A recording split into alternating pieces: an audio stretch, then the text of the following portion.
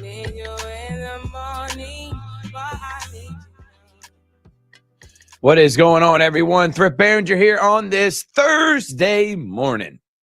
We hope you're having a fantastic start to your morning. It is bright and early here. I am in the studio by myself as DJ Jones is in Atlanta handling some business, and he'll be out of town today and tomorrow.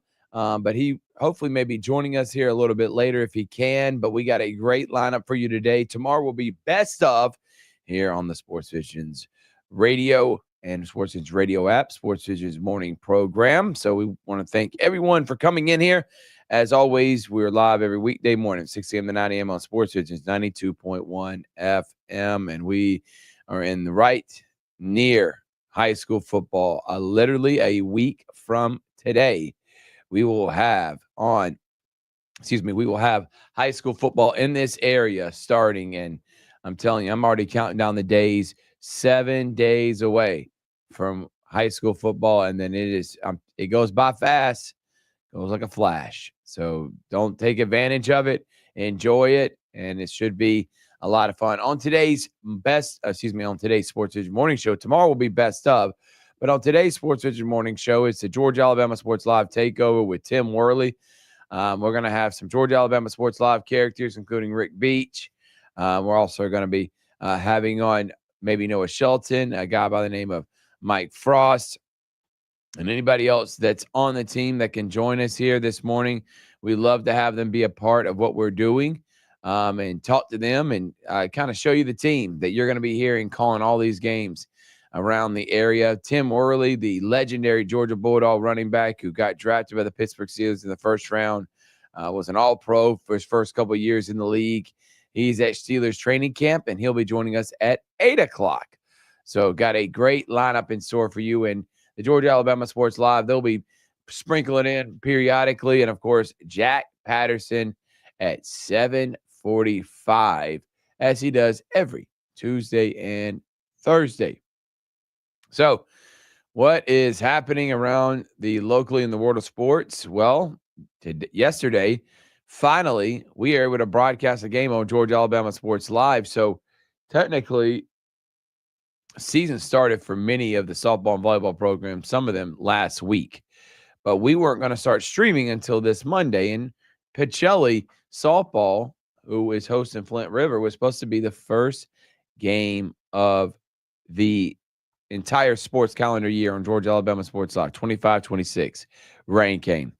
And we were like, okay, well, then Tuesday we got not one but two softball games, Calvary and Northside, both hosting home games. Rain came again and rescheduled those. So last night we finally got a broadcast in, and it was Columbus High Volleyball, Carson Lay, the head coach, and the Lady Blue Devils, who made it to the semifinals last year, hosted a tri-match against a really good 5A program in Northgate and also Trinity Christian. They beat Northgate in a 3-set thriller. We called that game, and then later on that night, we weren't there for this one, but they lost to Trinity Christian. So broadcasts are underway.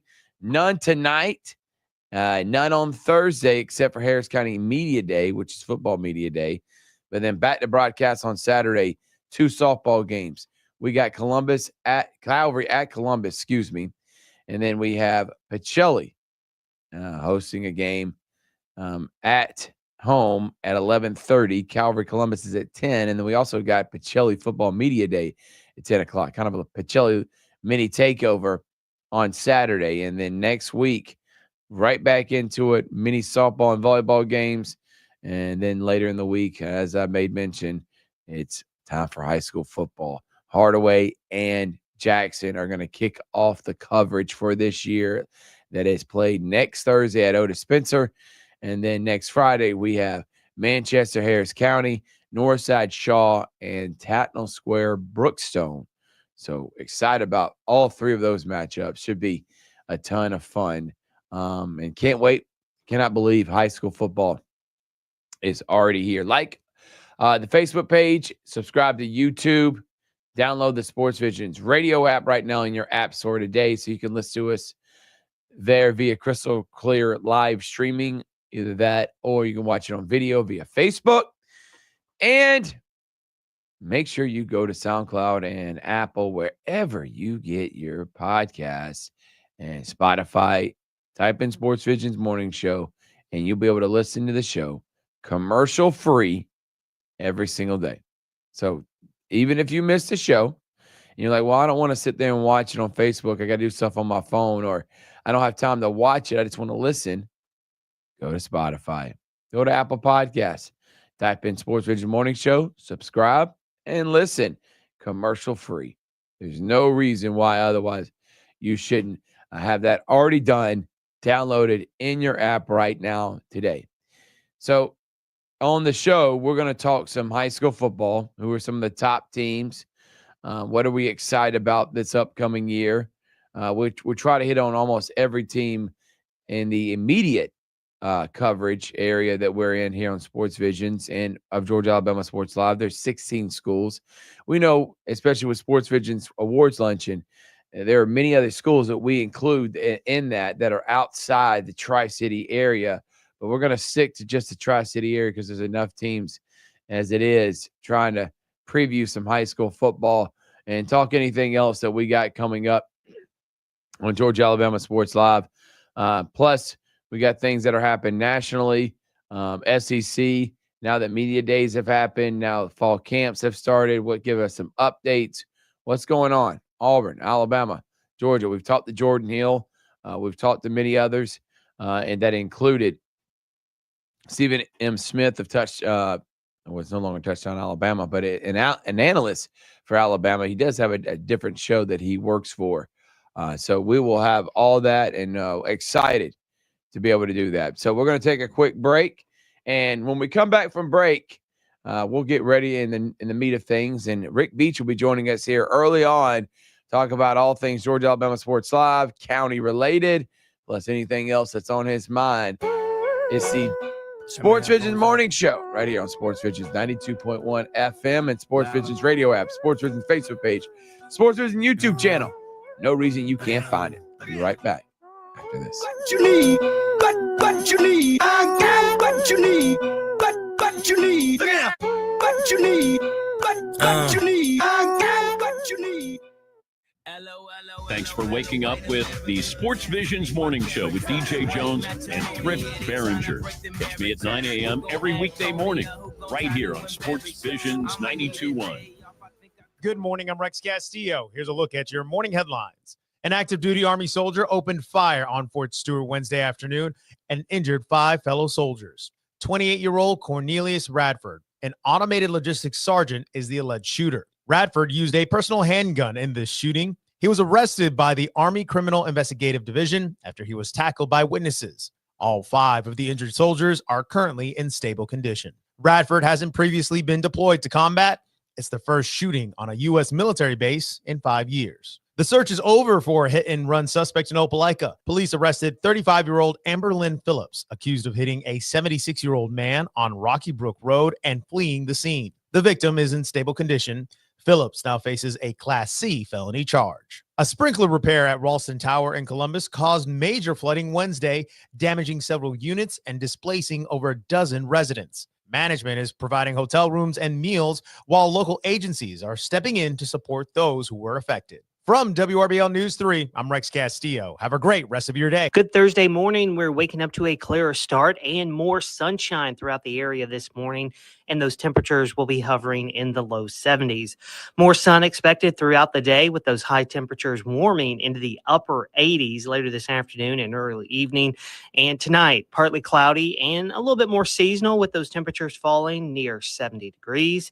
And we'll continue to stay dry in this forecast for the rest of the week before those rainfall chances increase over the weekend and next week. ProvidaFest Indie Music and Arts Festival is Saturday, August 16th at Woodruff Park in Uptown from 10 a.m. until 10 p.m. Rock out to live local artists, play fun field day games, enjoy delicious food trucks, and explore tons of cool vendors. General admission is just $30, but students score entry for only $20 with code STUDENT2025. You got friends? Groups of 3 or more pay just $15 per ticket. Grab yours now at ProvidaFest.com. ProvidaFest, the perfect way to wrap up your summer with good vibes, great music, and unforgettable memories. Attorney advertising, Georgia. Attorney 770, Good Law Car Accident Lawyers. Paid after dramatization. Top dog does not mean we are the best. No guarantees of success. Sir, you cannot bring that dog into the courtroom. Your Honor, he has to be here. This is who's representing me. His name is Top Dog. Have y'all met before? Yeah, we met before. Last time that dog was in my courtroom, he bit somebody. Tried to bite me too. Control your dog. One wrong move, he's out of here. Control that dog. Okay, I got him. So this what happened. We told them to settle. They don't want to settle. We told them what we wanted. Now we want double. See them over there shaking their head saying no. Do you see Top Dog crying? This is not good.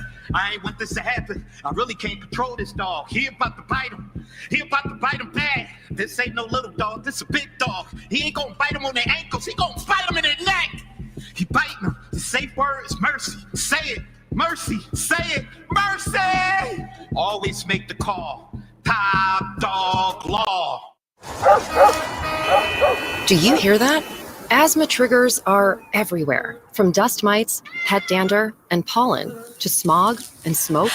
An asthma attack can strike anywhere, anytime.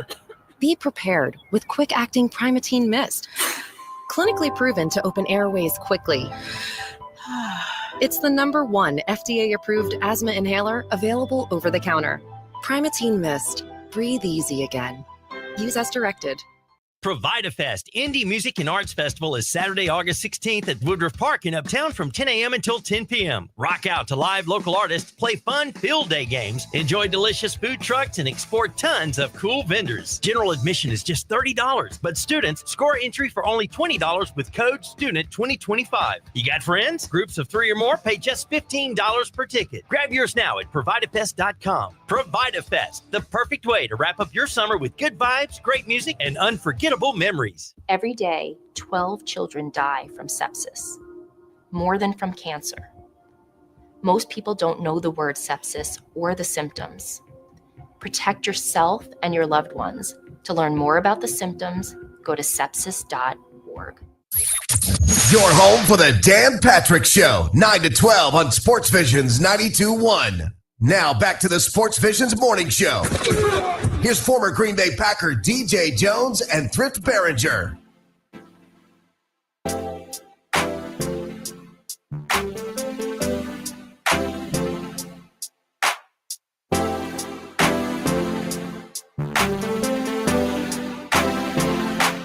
Can we just talk? Can we just talk? Welcome back to the SportsVisions Morning Show here on SportsVisions 92.1 FM. He's back in studio somehow, some way. He made it here. It's Big Rich. What is going on, Big Rich? Good morning, Thrift. Yeah, glad to be back here in the studio. I had some issues I had to take care of this morning, but I'm just excited and ready to rock and roll. So we got a good show in store for you, and I made mention of the guest lineup, and we're going to go ahead and kick it off as we do normally when I'm in studio by myself. I got on my partner, my man, Big Rick Beach. Ricky, what's up, brother? What up, Thrifty? All right, Rick, let's get into it here on the SportsVision Morning Show. We're going starting big picture, Georgia, Alabama Sports Live. Pity people are asking about, the upgrades and logos and the schools that we've added. Kind of paint the picture, man. I mean, we are ready to rock and roll what should be a fun year this year, man. Oh, absolutely. It looks like, the school year starting, this week, then the sports starting last night with the volleyball. Y'all got kicked off with all the rain, losing some of the softball games, pushing them back. So, Georgia, Alabama Sports Live have softball coming up. I believe, Saturday we'll have some games, weather permitting. Yes, hoping. So, yes. Finally getting softball up and going, and all, really kicking off next Friday with football. Then when the Alabama schools join in, we really have that jam-packed lineup on Friday night. Rick, let's go Harris County. You got the softball program with Brandon Jenkins. I guess we can start there. I feel like they're prohibitive favorite to win it again, right? Oh, absolutely. You look at, the players coming back, of course, Riley Huckabee. They got Chloe Wolfenbarger, the number 2 pitcher, which would be an ace on just about any other staff. And if you know softball, you know how valuable the pitcher is and how you could ride that pitcher. Riley Huckabee had a sub-1 ERA in the playoffs last season. So you go to the state championship because you could pitch so much. It ain't like you got to have rest like in baseball. Right. So, when you got that, and Chloe will be a junior. So, they're looking to try to repeat this year and set up for a 3 in a row next year, which would be insane.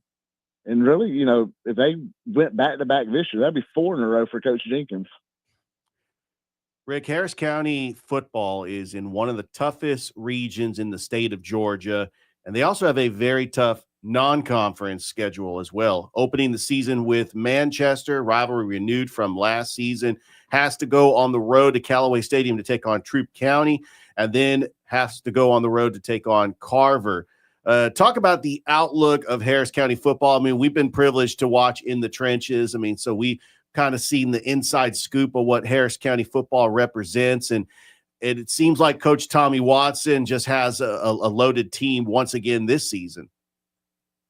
Yeah, well, when you talk about the schedule and the non-region schedule, and I think anytime you're making that, any coach would, love to have what Harris County's been able to do is, find programs that are winners, all of them in top 10 preseason in their classifications, their, opportunity to just make yourself better by playing better competition. Last season you had fortunate to have them come to Harris County. So this year you got to go, up to Callaway Stadium to play Troup. Then you got to go down to Otis Spencer to play Carver. But it just makes you better when you do get into that tough region play. In high school football, man, Harris County last year going 7-3. We had Central make it to state. Glenwood undefeated in the regular season.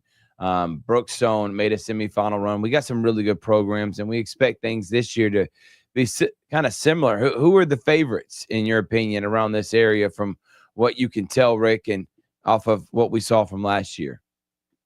Well, I think it's, much like last year, you look around, Central is always going to be there. And then, Carver, if they could repeat, replace some key pieces, but having so many coming back. But, then the excitement of the Jarvis Jones hire, how he does and how that team responds to him is, what I'm looking forward to, and just seeing if they could repeat and how cool that would be with Jarvis on the sidelines. Yeah, and I'm with you too, man. I think that's going to be really cool having a Georgia Bulldog, a former Carver Tiger out there. That August 29th game, County Carver, it may be the game of the year. It was pretty much a incredible game last year and incredible attendance because Carver travels just as good as County, and we're expecting the same thing this year. County traveling down here to Carver, man. Rick, we were saying this is a Georgia Alabama Sports Live takeover, and you've been able to bring some new characters on. We're gonna have on Mike Frost here a little bit later. He joined Georgia Alabama Sports Live. As we grow, and this happens all the time, we got to find people that want to be a part of the team. And we got such a good nucleus, man, to have over 20 guys invested and caring about the product that we put out. That means something, man. That means that they want to be a part of something special. I think this year we were ecstatic what happened last year, but we think we can really blow it out of the water this year. Oh, absolutely. And you mentioned some of the new voices that people were hearing, the color commentary on football and play-by-play on some other sports during the week, kind of, sharpening their skills during the week. But when, you mentioned Mike Frost and Austin Allen, both of them coming in as color, both really high IQ football guys and really funny guys off air. So, Frost is more of a character than, say, Austin is. Austin's more of a silent, but, hilarious personality. He'll make some jokes on air with him. He did a Lions game with me when you was out of town, so I had to do the play-by-play. He did a color. And, it's going to bring more people and going to add to the broadcast a whole nother level, having, highly educated IQ guys with football doing the color. And, Mike coached at Jordan. He was offensive line coach for a few years at Jordan. And funny enough, he was Austin Allen's offensive line coach. So they got the same mentality on that. So it's just going to be fun. Yeah. And then the off-air guys that we have, people wouldn't believe just how skilled they are, producers, camera ops, and, just their personalities as well from, Brandon Schwobel, what he does, up at Harris County in the production side, but just, the personality he brings, and Tyler Dykes as well. Rick, we got Harris County Football Media Days this week. What are you looking forward to most about the Media Day coming up? And what are do you have a general idea of what players we might see? I know we're going to see Coach Watson and some of the members of his staff. He's got some new members of that coaching staff. Just give us a brief synopsis about what we're supposed to expect for Harris County Media Day. Yeah, well, anytime you got Coach Watson, it's going to be fun to hear him talk about this summer. They did, they went to 7-on-7, the one at Otis Spencer. They went to 7-on-7 at Troy. They had, 4 OTAs that hosted them. It was just going to be fun to hear him talk about the work they put in this summer. Anytime you talk to Coach, you're going to hear about physicality and run game and all that good stuff. The players, he hasn't released, which players I expect to be, the senior core. They got 3 linebackers that are also playing running back this year that, I'm sure the Kingston Rivers, Carter Myers, Nolan Johnson will be 3 of the 4 that he picks to come to media days, just off the top of my head. But the other thing with Coach Watson is sometimes he'll have a surprise in his back pocket that you didn't expect coming. Yeah, no doubt. And that's the beauty of what Tommy Watson has done with that program. And let's stay with Tommy and let's talk about inside in the trenches. For one, Drew Platt, Rex Castillo, always do an amazing job. They have just established themselves as the hard knocks of this area for high school football. How's that process been? You've been, I just saw episode 4, talked about you and the team that help promote Harris County athletics, but specifically the football program. How cool was it to be a part of in the trenches and seeing how they work and the film they got? Explain the experience, man. Man, just working with Rex and Drew is incredible. Their knowledge of, shooting these things and just how watching them do it on, Monday, Tuesday, Wednesday, then seeing it come together, seeing an interview they done 2 months ago, tie in with an interview they did last week. And it's just been just seamless. And, they're pros and they're pros for a reason. And just, so much respect for both those guys and just, the work they put in is incredible. And it's been a great experience for myself. But then I think for Harris County in general, would say it's been, an experience unlike any other. Rick, I do want to switch gears a little bit to college football because you cover Auburn with Kutsu Sports and they got a pretty tough road matchup against a Big 12 opponent, Baylor. They're a slight favorite. I know that the expectations this year is 8-9 wins, and that's realistic because they have a very good team coming back. But what are you looking forward to about Auburn's schedule and some of the opponents they have to play this season? And how much of an upgrade, in your opinion, is Jackson Arnold compared to Peyton Thorne last year? Because I kind of felt that was Auburn's Achilles heel because Peyton Thorne cost them some games last year that they should have won. Yeah, well, I mean, anytime you have a quarterback, I don't want to say issues, but, issues that Auburn had at quarterback last year was, problematic. And you got to think with Jackson Arnold coming in, he's got the hype. He's got the high school credentials. He wasn't a horrible quarterback at Oklahoma. I think Oklahoma's got more problems than the quarterback going on out there, since Fuchs left pretty much. And joining the SECs are going to be tough for them to try to overcome some of that. But for Auburn, the Baylor game is just so big because you got, winnable games right after that. And so your season can really start off really, really good. But as you go lose to Baylor, it's just going to have them, the critics going to open their mouths up pretty fast and jump on Hugh Freeze. And it's just something that Auburn's had to deal with, it seems like every year. Mm-hmm. And, beating Baylor would just help so much for the fan base. Because if you lose that game, man, it's going to be rough because you still got some big games, middle of the season for Auburn. Yeah, and then you still got 2 tough road games, Oklahoma and at A&M before you even get to Georgia and Alabama, and it's just going to be a gauntlet of a schedule. And they got to split them. They got to split the Georgia, Alabama. They can't lose both of them this year. You can't just continue to lose both of those games every year and say, well, they're the best 2 teams in the country. We lost to them. Oh, well. I mean, if you're Auburn, you got to be better than that. You got to expect better. And, to say you got to expect the split is still bad, but you can't just say, well, it's Georgia and Alabama. No, you got them at Jordan-Hare. You got to beat at least one of them.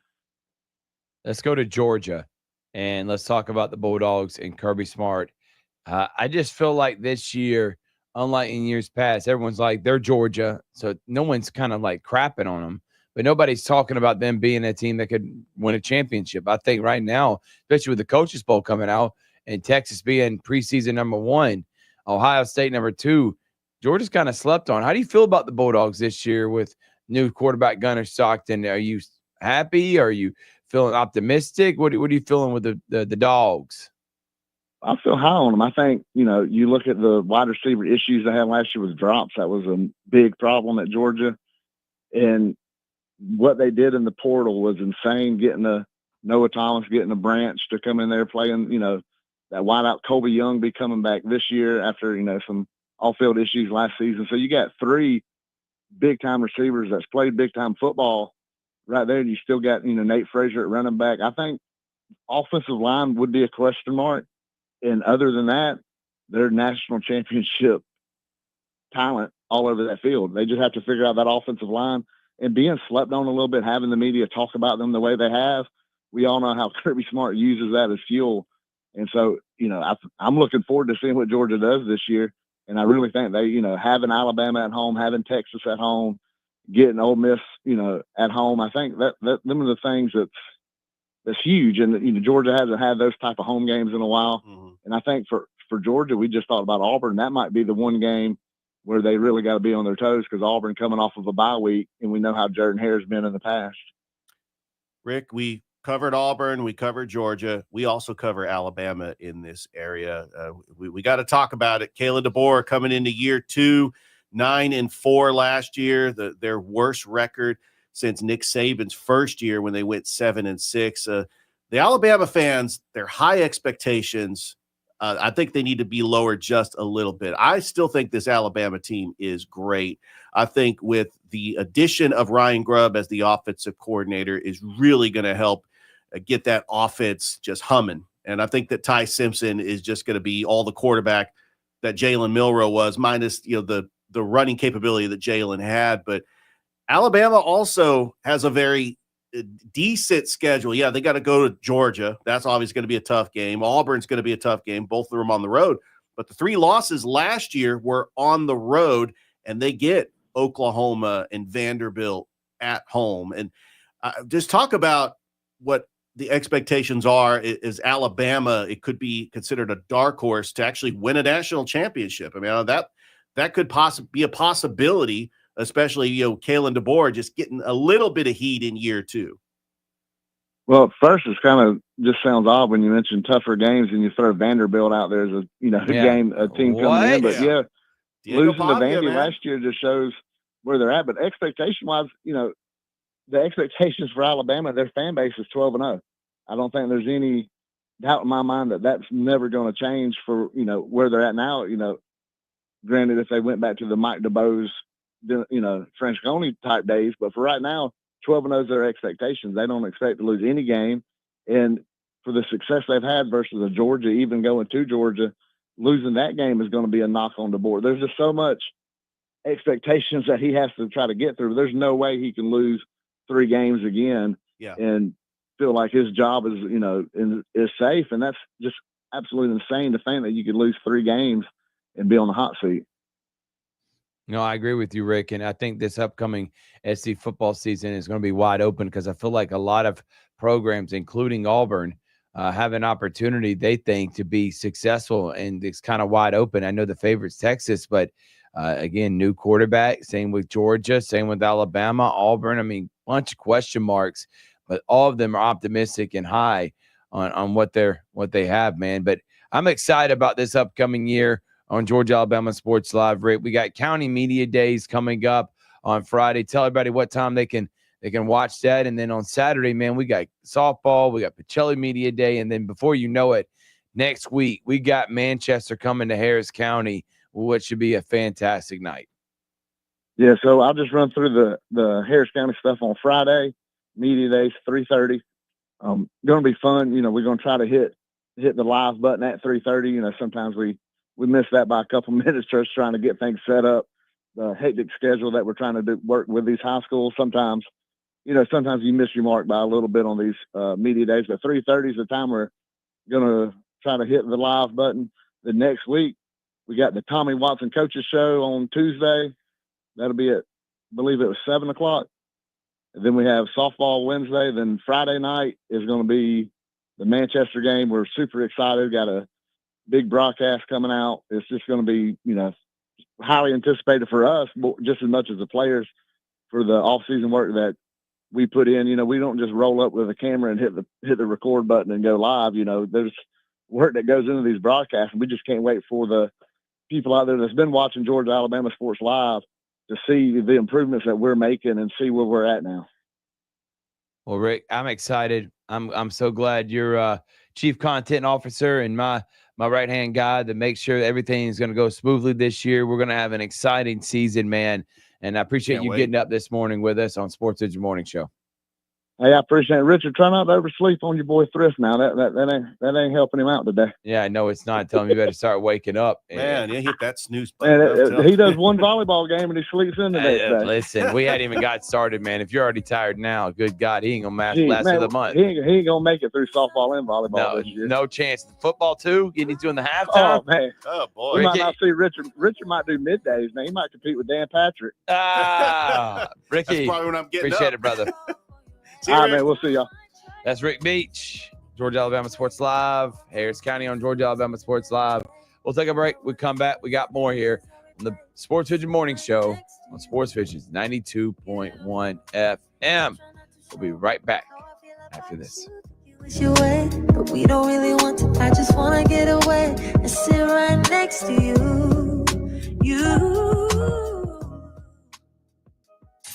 If it's local, it's on the Sports Visions Morning Show with former Georgia Bulldog DJ Jones and Thrift Barringer. This message is brought to you by TogetherWeServed.com, a leading online community of over 2.3 million veterans. TogetherWeServed.com provides all veterans an easy way to stay connected, share in the camaraderie of other veterans, and remember their service. Using its search engine, veterans can find people they served with and get in touch. If you served, visit TogetherWeServed.com. Columbus, August 16th. Get ready to see supercars, old school classics, antiques, trucks, bikes, Jeeps, Corvettes, and new school rides. It's the second annual Tri-City Mega Car Show, August 16th at the Columbus Civic Center. All ages family event. Bring out dad's cars and the kids' Power Wheels. We have plenty of food vendors with barbecue, turkey legs, seafood, and a live firefighter truck and bike showcase. Gates open at 9 a.m. Register cars. Buy tickets now. Call 334-494-1502 for tickets. Sepsis kills more than 258,000 Americans every year, and the number of people getting sepsis is rising. Anyone can get sepsis, but those who are older or chronically ill are even at higher risk. You can reduce your risk of developing sepsis by getting your flu and pneumonia shots, practicing good hygiene, getting immediate care if you develop signs of an infection. Every minute counts when it comes to sepsis treatment. The sooner you get treatment, the better the outcome. Sepsis is a medical emergency. Help stomp out sepsis. Sepsis.org. Cashback is not available on gas in New Jersey and Wisconsin. Mike, your gas light's on. We need to stop and fill up. No way, Evelyn. Gas around here is too expensive. We can make it a little further. Mike, listen to your big sister. You don't need to drive all over searching for the lowest gas prices. Do what I do and use Upside. Upside? Do you live under a rock, Mike? Upside is the hottest cashback app out there. It's free to download, and you get real cashback for every gallon of gas you buy. I use it all the time, and I've already made around $200. You can make that kind of cash back just for buying the gas you have to buy anyway? Yes, I'm looking at the Upside app now, and there's a gas station at the next exit offering 25 cents per gallon cash back. Okay, I'm stopping to download Upside and fill up my tank. Download the free Upside app now to earn cash back every time you buy gas. Use promo code SHARE to get an extra 25 cents per gallon on your first tank. You can cash out anytime right to your bank, to PayPal, or a gift card for Amazon and other brands. Just download the free Upside app and use promo code SHARE for a 25 cents per gallon bonus on your first tank. That's code SHARE for a 25 cents per gallon bonus. Diane from Michigan, a disabled senior citizen trying to get by. Henry from Florida, a veteran fighting to make ends meet. Elena from Arizona, a mother struggling to feed her daughter.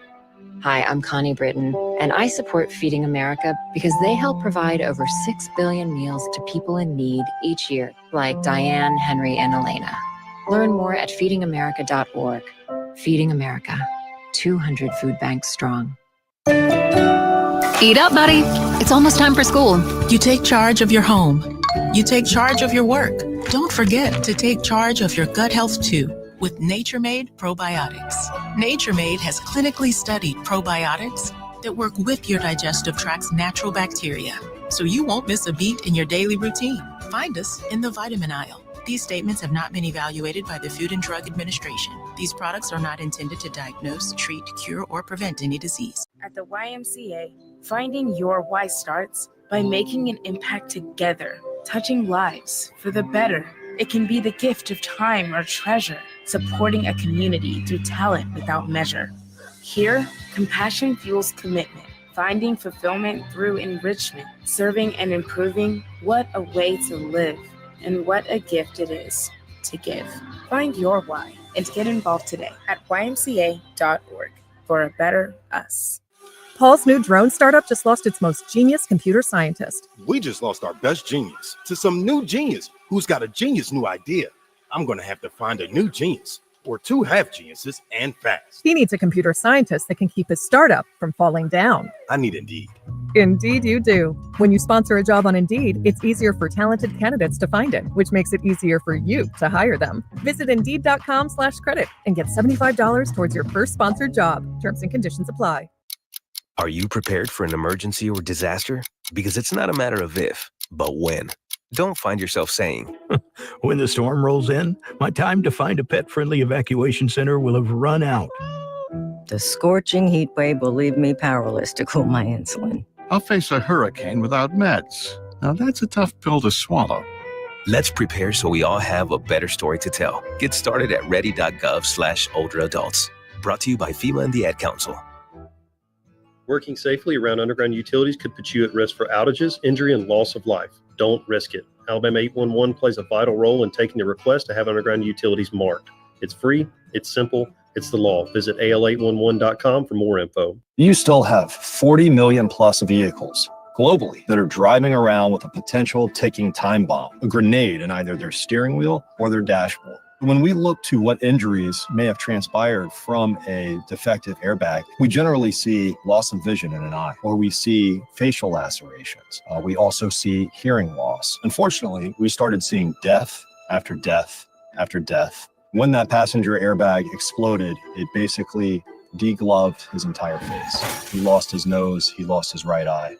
The type of catastrophic injuries that one is more accustomed to seeing in a Hollywood movie, not something from a device in an automobile that's supposed to protect you. Morgan & Morgan has a national reach in terms of handling and prosecuting cases, notwithstanding the team of lawyers that we have collected that focus only on product liability day in and day out.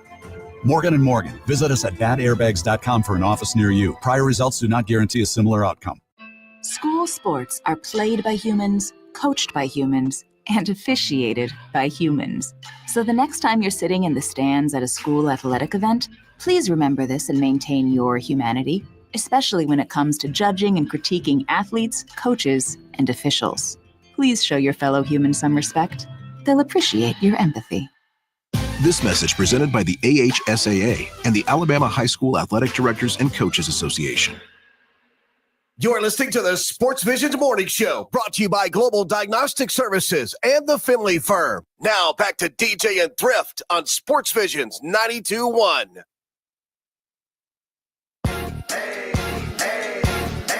I got a condo in Manhattan. Baby girl, what's happening? You and your then ride it. So gonna get to clapping. Go pop it for a plan. Pop it for me. Turn around and drop it for a plan. Drop it for me. I'll rent a beach house in Miami.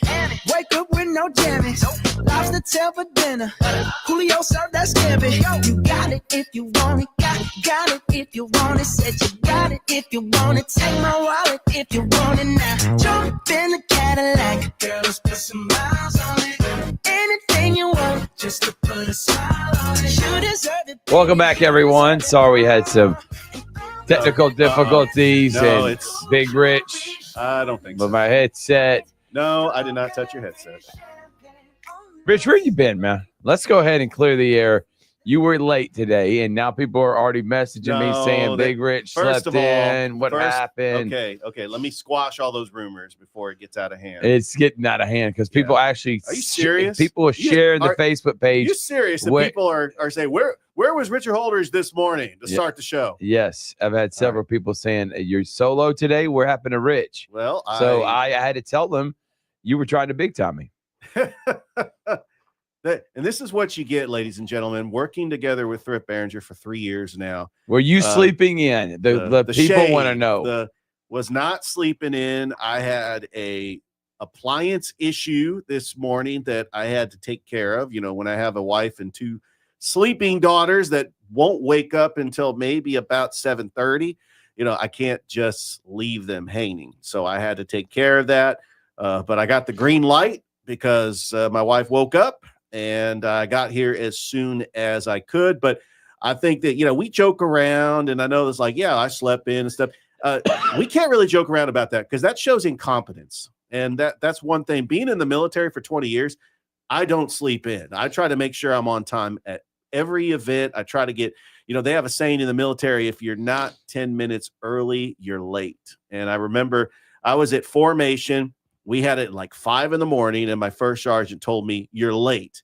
I looked down at my watch, and it was exactly 5 o'clock. And that just hit with me because I was a young private back in the day, and I was right on time, but he told me I was late.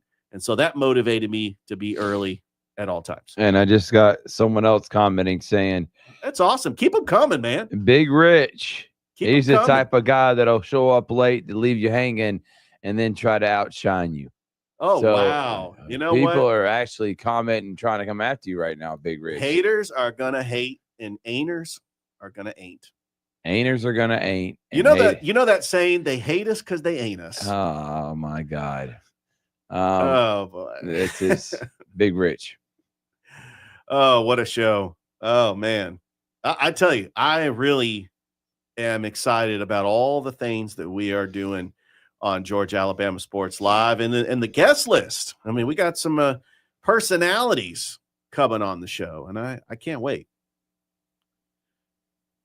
Rich, let's talk about last night. We were at Columbus as they hosted Northgate and Trinity Christian in a tri-match, and that we only did the first match of the tri-match in Columbus and Northgate, and it was a great game. Coach Carson Lay's team came back in set 1 to win.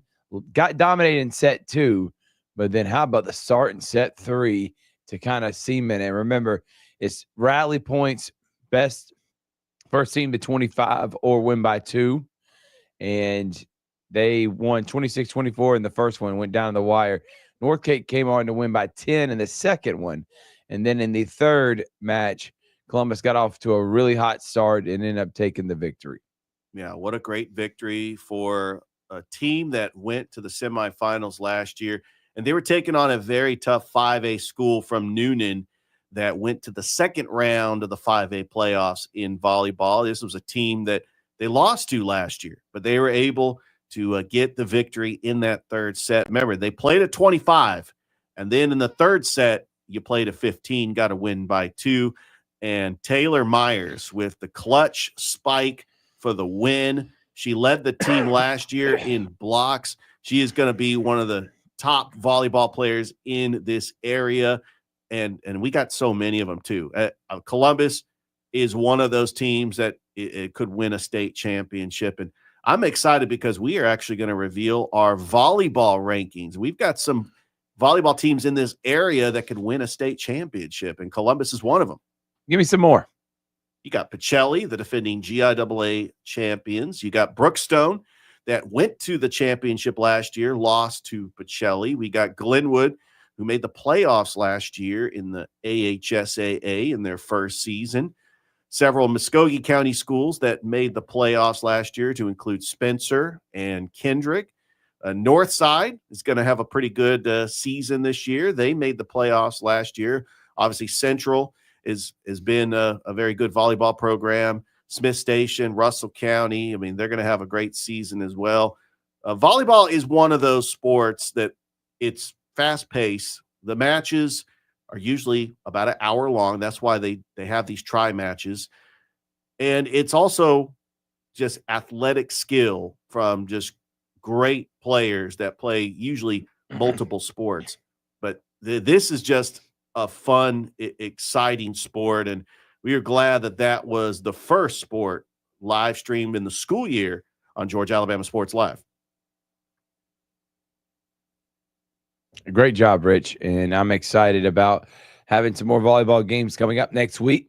Remember, we won't have another live broadcast game-wise. So softball this Saturday, Pacelli is hosting, and Columbus is hosting Calvary. We also got Harris County Football Media Day tomorrow, and Pacelli's on Saturday. Good so matchups. So be some excellent matchups, and we're excited about it. So volleyball, we were just talking about, and teams that we expect big things from this year. We talked about it a little bit last night too, Rich, and I just think softball, remember the Alabama schools are not playing. So it may be kind of tough to do a softball rankings, considering that half, all the Alabama schools, Smith Station, Central, and Glenwood, none of them have their programs playing right now. No. So kind of waters down a little bit our league. I mean, our rankings when we have to take away them because they're not playing right now. And then when we get to spring, they'll be the only ones playing, and how are we supposed to rank? So we may, we're going to try our best to have softball rankings. There are 13 other schools that are playing right now that we can still put up. I just hate the fact that they play in two different times, one in the spring, one in the winter. The fall. But with that being said, I asked Rick Beach, and we called some of their games. Harris County's loaded. They're looking to go three-peat. Coach, well, it'd be back-to-back. Yeah, well, they're trying to win this year and then the next year, because Rick was talking about potentially they could go they got a three-peat for Brandon Jenkins. He's already got their three straight championships. He's trying to do 4 after this year. Sydney Sprague and Northside should be a very talented team. I mean, when you replace a star like Abby Lovell, it's never easy. But I think Coach Sprague's an excellent coach. There's still a ton of talent on that Northside team, and they'll be up there at one of the top teams in the region, along with Harris County. Who are some of the other teams you're looking forward to seeing, Richard? I'm looking forward to seeing Shaw. They made the playoffs last year. They did lose to Marion County last night, but they're looking to have a pretty good season. Columbus ended up getting the victory over Pacelli last night at Randy Jordan Field. They were on the doorsteps of making it to South Common Softball Complex. Those are the top teams in Muskogee County. Obviously, Brookstone and Pacelli are trying to build back their softball programs. Calvary Christian, in my opinion, they look like one of the favorites to win the GIAA championship. As they have a team that is young, that's coming back. Some of their top players, including Madison Davis, was an 8th grader last year. And what they're trying to build up and to try to get to that championship level. I mean, they made it to South Commons last year, and they lost in the Final Four because they're able in the double elimination tournament. They did lose to FPD, but they ended up losing to Strong Rock. But they were one of the 4 teams remaining when it was all said and done. And I honestly think that the softball is great in this city because this is the home of USA softball. There's a lot of great softball players and baseball players also playing in Little League as well. I got a prediction for you, Thrift. We talked about Kinley Rasmus, a great baseball player.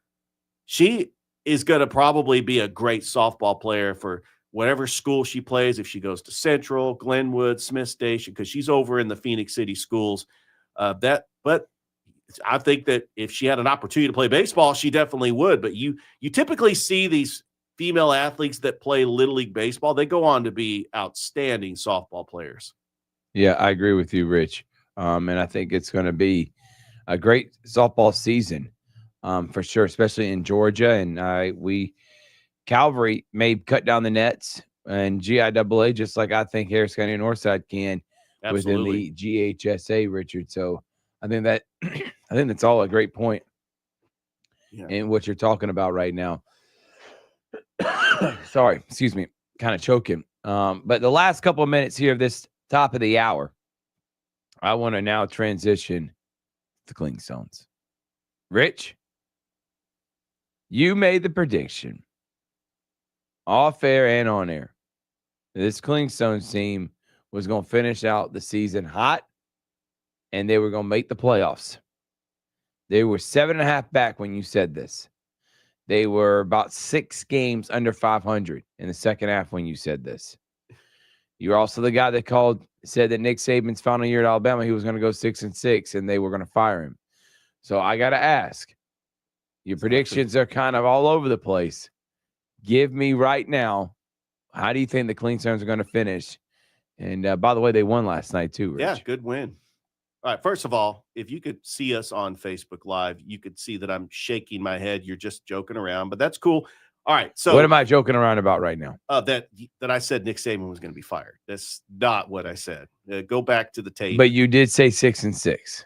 I said that they had the capability of being 6-6 by the way they played against South Florida. But anyway, that's neither here nor there. That was years ago. But the Cleanstones get a big victory over the Rocket City Trash Pandas. They do have a doubleheader today at Synovus Park. This is the makeup game from Tuesday because we had a lot of rain in the forecast. And they got 2 more home stretches after this. Right now, they are 41-59. They are in last place in the Southern League, in the Southern Division.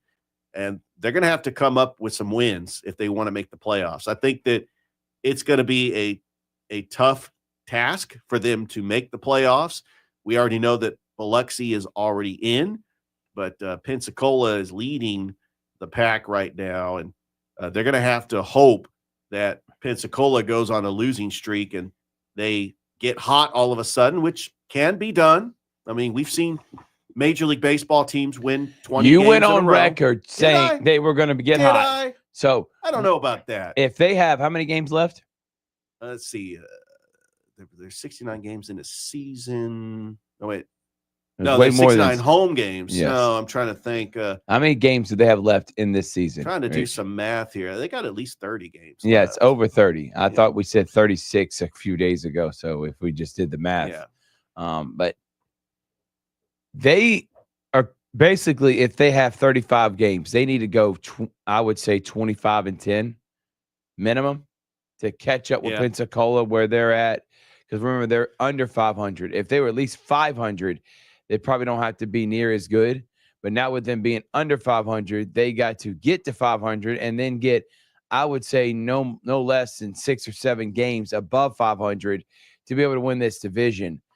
Do you think this team has what it takes to finish out the season hot and strong like that, Richard? You've gone on record saying that you think the Cleanstones potentially could get hot. Are you willing to go right now, August the 7th, here on the SportsVisions Morning Show, that you think the Cleanstones could get hot to finish the season and make the playoffs this year? And remember how the playoffs work. They take the first half winner, which was Chattanooga and Biloxi, and they take the second half winners, which right now is Pensacola and Knoxville and Birmingham. No, is Birmingham. Yeah, now? Birmingham has so far had everyone else. So yeah, that's right. Those 4 teams would then play in a playoff, and then they would have a champion. They need to catch Pensacola. And right now, it's not looking great. No, it's not. But they need to get hot. Do you think they'll do it? Well, I want to give Cleanstones fans out there optimism that, you're going to the ballpark not only to have that experience, but also to see a winning product. Because manager Cody Gabella and Pete Lavin, the general manager, they want to put out a winning product out on the field. And even though this team has struggled, you also got to factor in that if you're performing well, like you see Cal Conley going to AAA Gwinnett, you see Blake Burkhalter going to AAA Gwinnett. When you perform well, you go up to AAA Gwinnett, and sometimes that could hurt the Cleanstones, because the pitching depth might not be there. But what I like to see, the growth and development of these minor league players, and we just want to see a competitive team. Glad they got the win last night. They got an opportunity to take 2 today, because we got the rare doubleheader, first pitch 5:35. And I honestly think that they have done what they are supposed to do as far as that first year, bringing minor league baseball back to the Fountain City. But yeah, we want to see a winner. We know that the Braves organization has great prospects coming up the system, including the overall #1 pick in the 2024 So you're not going to give us the hot take. You're not going to do it. Well, here's the thing. I am setting you up a softball to knock it out of the park. The hot takes. Give me a hot take. I want to know, are you willing to go on record right now saying Clingstones will finish out the regular season as second half champions? I hope they do, but it's not realistic. I mean, let's talk about all the things that has to happen for them to make the playoffs. Not only they have to win, but Pensacola's got to go on a losing streak. They got to lose too. You're asking a lot. You're asking for Pensacola for the bottom to fall out. You're asking for Pensacola to have a bigger meltdown than the Mets a couple of years ago when they had that 8-game lead in the division. So you're asking a lot. A lot of magic has to happen in order for the Clingstones to make the playoffs. Yeah, well, the Braves are out, and they're about to be 20 games under 500. It is just what has been a year from hell. Worst season for the Braves since 2015. That was a disaster of a season. I don't know if you remember the 2015 season where I think that's the year after they got rid of Jason Hayward, Justin Upton, BJ Upton, Evan Gattis, Craig Kimbrell, Andrelton Simmons. It was awful. And I seriously thought they were going to get rid of Freddie Freeman just because they had a major fire sale in 2014. And this is a talented team, and you can't blame it on injuries because they had injuries last year and made the playoffs. So it's a disaster of a season. I know that Brian Sticker is going to retire. He's not getting fired, folks. He is going to retire. We're going to get a new manager in there for the Braves. I hope they go outside the organization. I hope they get somebody like a Buck Showalter or a Dusty Baker. I mean, there's my hot take. I would love to see the Braves get Buck Showalter as their manager. You know how many teams he has completely turned around? The Baltimore Orioles, the New York Mets. You've seen it time in and time out. I think that would be a great hire. So there's my hot take. Richard wants to hire a guy that's almost 80 years old and then another one that's 80. That's just hot take. Braves fans, we're in for doom. If Richard Holdridge is going to be Alex Anthopoulos, the future is not bright for the Atlanta Braves because he's hiring two 80-year-olds. Buck Showalter's not 80. He sees this man's hiring two 80-year-olds to try to re-energize the Braves franchise. I believe this is the same guy that loved Felipe Alou, who was the manager of the San Francisco Giants. 2003, yes. he had 103 wins. Yes, he did. Yeah. And he was also almost 80 years old. Yeah. Something about those 80-year-olds gets Richard fired up, baby. We'll take a break. When we come back, we got more Sports Vision Morning Show right here on Sports Visions 92.1 FM.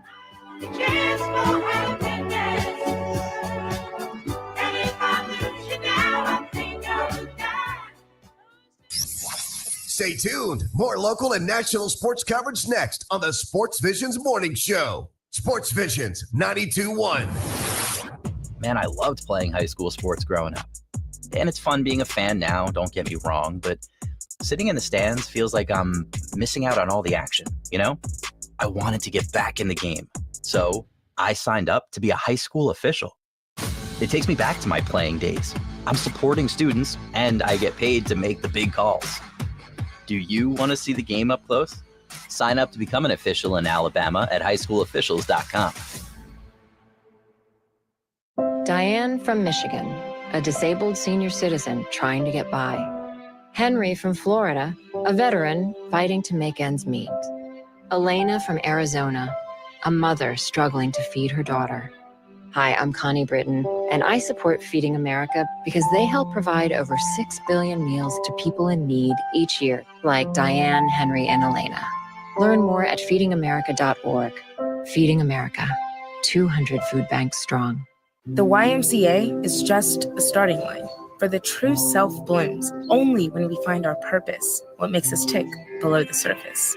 My why is diversity in unity, a safe space in my community, living with sincerity, giving every day my everything. With my why, I stand strong, seen and supported all along. It's a million faces in a mirror, and everyone belongs. Find your why. Learn more at ymca.org for a better us. How serious is youth vaping? Irreversible lung damage serious. 1 in 10 kids vape serious, which warrants a serious conversation from a serious parental figure like yourself. Not the seriously know-it-all sports dad or the seriously smart podcaster. It requires a serious conversation that is best had by you. No, Seriously, the best person to talk to your child about vaping is you. To start the conversation, visit talkaboutvaping.org. Brought to you by the American Lung Association and the Ad Council. Hi, my name is Piper. I'm 7. I'll be 8 in November. This summer, I got diabetes, but no one knew I had it. My mom thought I had the flu. Then I went to the hospital. It was scary, but I'm okay now. I wish people knew more about diabetes. Every 23 seconds, another American gets diabetes. Stop diabetes before it starts. To learn more, contact the American Diabetes Association or download our free diabetes education programs at learningaboutdiabetes.org. This message is from the U.S. Department of Veterans Affairs. Veterans, do you take medication? At VA, prescriptions have a range of copay levels, from free to $5, $8, or $11 for a 30-day prescription, depending on your eligibility. Refill by mail, in person, or on VA's mobile app. Sign up at va.gov or call 1-800-MY-VA-411. Are you prepared for an emergency or disaster? Because it's not a matter of if, but when. Don't find yourself saying, When the storm rolls in, my time to find a pet-friendly evacuation center will have run out. The scorching heat wave will leave me powerless to cool my insulin. I'll face a hurricane without meds. Now that's a tough pill to swallow. let's prepare so we all have a better story to tell. Get started at ready.gov/older adults. Brought to you by FEMA and the Ad Council. Operation Homefront, it opened up so many possibilities. It took us from a hopeless situation. Now we're homeowners. We have a savings account. It's completely changed the way our life is. Our household is so much happier. Visit OperationHomefront.org to learn more. Working safely around underground utilities could put you at risk for outages, injury, and loss of life. Don't risk it. Alabama 811 plays a vital role in taking the request to have underground utilities marked. It's free, it's simple, it's the law. Visit al811.com for more info. WLTC HD2 Casita and W221DP Columbus. You're listening to the Sports Visions Morning Show. Sports Visions 92.1. You're waking up with a Sports Visions Morning Show on Sports Visions 92.1. Now back to former Green Bay Packer DJ Jones and Thrift Behringer.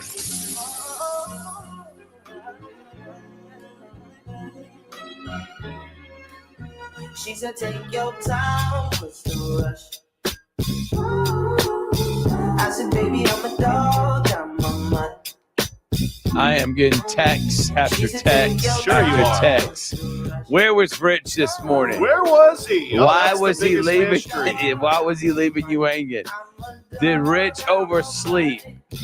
Was Rich trying to start his own streaming company?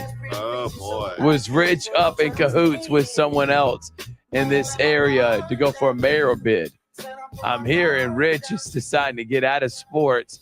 Oh, is he quitting sports already? And being a candidate for the mayor job here in Columbus. No, let's set the record straight. Running for mayor. That would be fun. Rich, set the record straight. Where were you this morning? So I had a busted hot water heater that was spraying everywhere. So you're telling me your house and your family is more important than being here on time for this opportunity? Absolutely. That's a good answer, Rich. Yeah, that is the truth. And because people were really worried. I'm shocked that people are really worried. Well, we said we were doing a Georgia Alabama Sports Live takeover, and then when we started, but Rich is not in his seat. I want to remind everybody that the show is called the Sports Visions Morning Show with DJ Jones and Thrift Behringer. Yeah, but nowhere in that it has Richard Holdridge. I'm a guy that comes in a periodic, frequent. But you were supposed to fill in because Yes. DJ Jones is out of town this week, today and tomorrow. He'll be back in studio on Monday. Him and Aunt Candy and their grandbaby K3, who we love. They're enjoying themselves, and DJ had to handle some business today, and then they're taking K3 back to Tampa Bay. We'll be down there for the weekend, and then when he comes back next week, we're going hard because high school football is already here. But Rich, you're the fill-in. You're also our backup producer and a big part of what we do here. And as the more and more you prove yourself, there's no doubt about it, more and more people are going to associate Richard and Sports Visions as they should. But again, when you are a no-show at the beginning of I the called program, you at 5:10 this morning. and I got a call from Rich, and it was, "Hey, man, I'm tired. I need to sleep. No, that's not. Go that's handle this not yourself." The conversation. You can record phone calls now. Well, if you did that, that's illegal, Rich. Yeah. But no, in all seriousness, Rich has been an amazing man, and he's done a great job being a big fill-in for whenever I'm out of town or DJ's out of town, and we could not do it without you.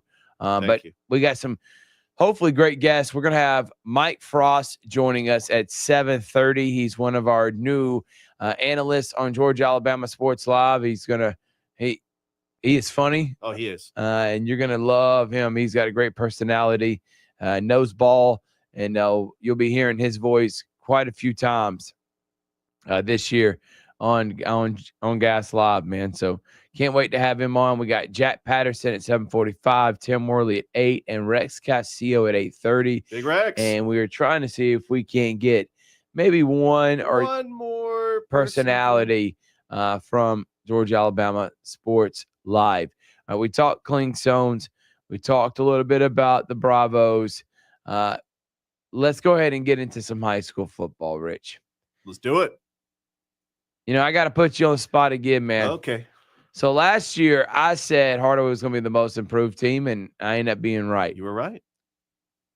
There was a thing that you were right about, and I think it had more to do with the fact that you love the school and you love the people that represent the school, Russell County. You said they were going to win potentially 7 or 8 games this year. Last year. I was not ready to go on that boat. I think I said 5-5. Russell County won 9 games, made it to the playoffs, and even won a playoff game last year. So, Rich, you were on that one. But you were mega wrong about the Gators. You said the Gators were going to go 3-7. They ended up going 9-0. Like Richard was I said 5-5. You were so off with Glenwood. It was not even funny.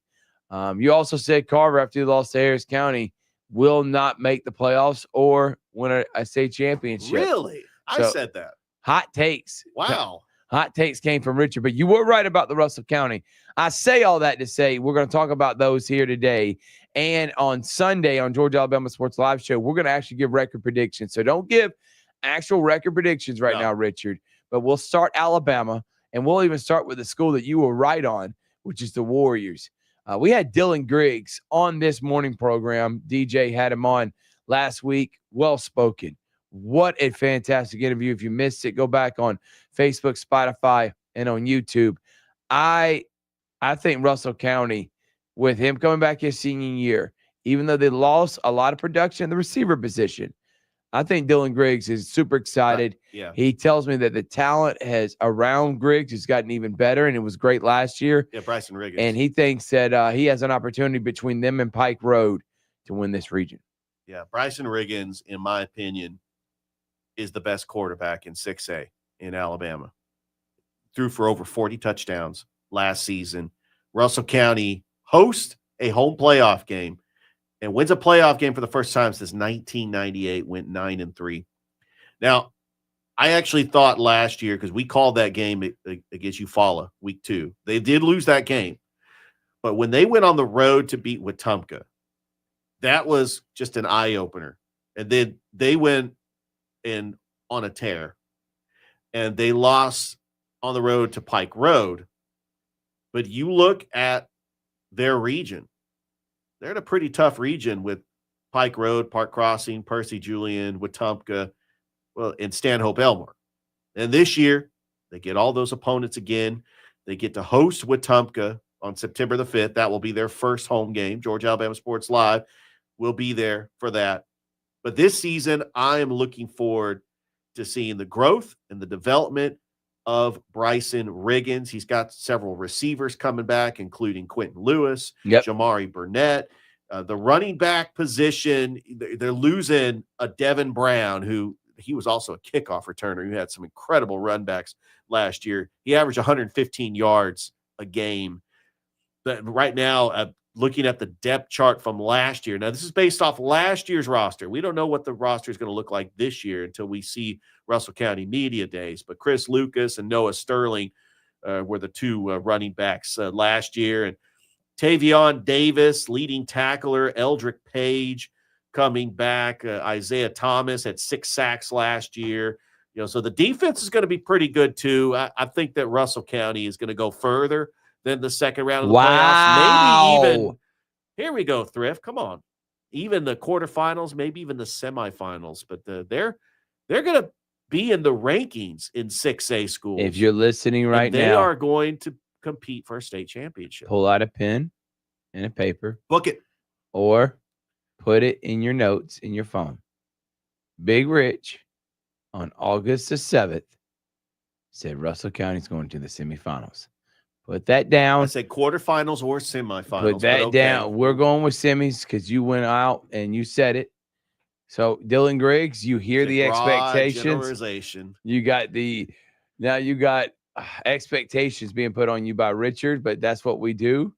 You're really high on Russell County. I am too. I think they're going to have a fantastic year, and I think they'll win over 8 games again. I don't know if I'm willing to say semifinal just because how loaded 6A is. Clay Chalkville, come on, Spain Park, we're talking Saraland. We're talking about some of the top talented. They got some of the like Ryan Williams players that are going to be NFL talent. So book it right now. Richard Holdridge is saying Russell County is going to the semifinal.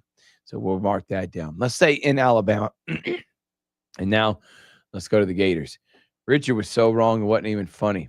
People laughed at him when he showed up at Glenwood the first couple months after the football season saying, hey, you're the guy that said we were going 3-7. I don't think it's any worse than Noah Shelton, who graduated from Glenwood, saying the same thing. But Richard doubled down on it and said 5-5, but he thought this was going to be a struggle of a year.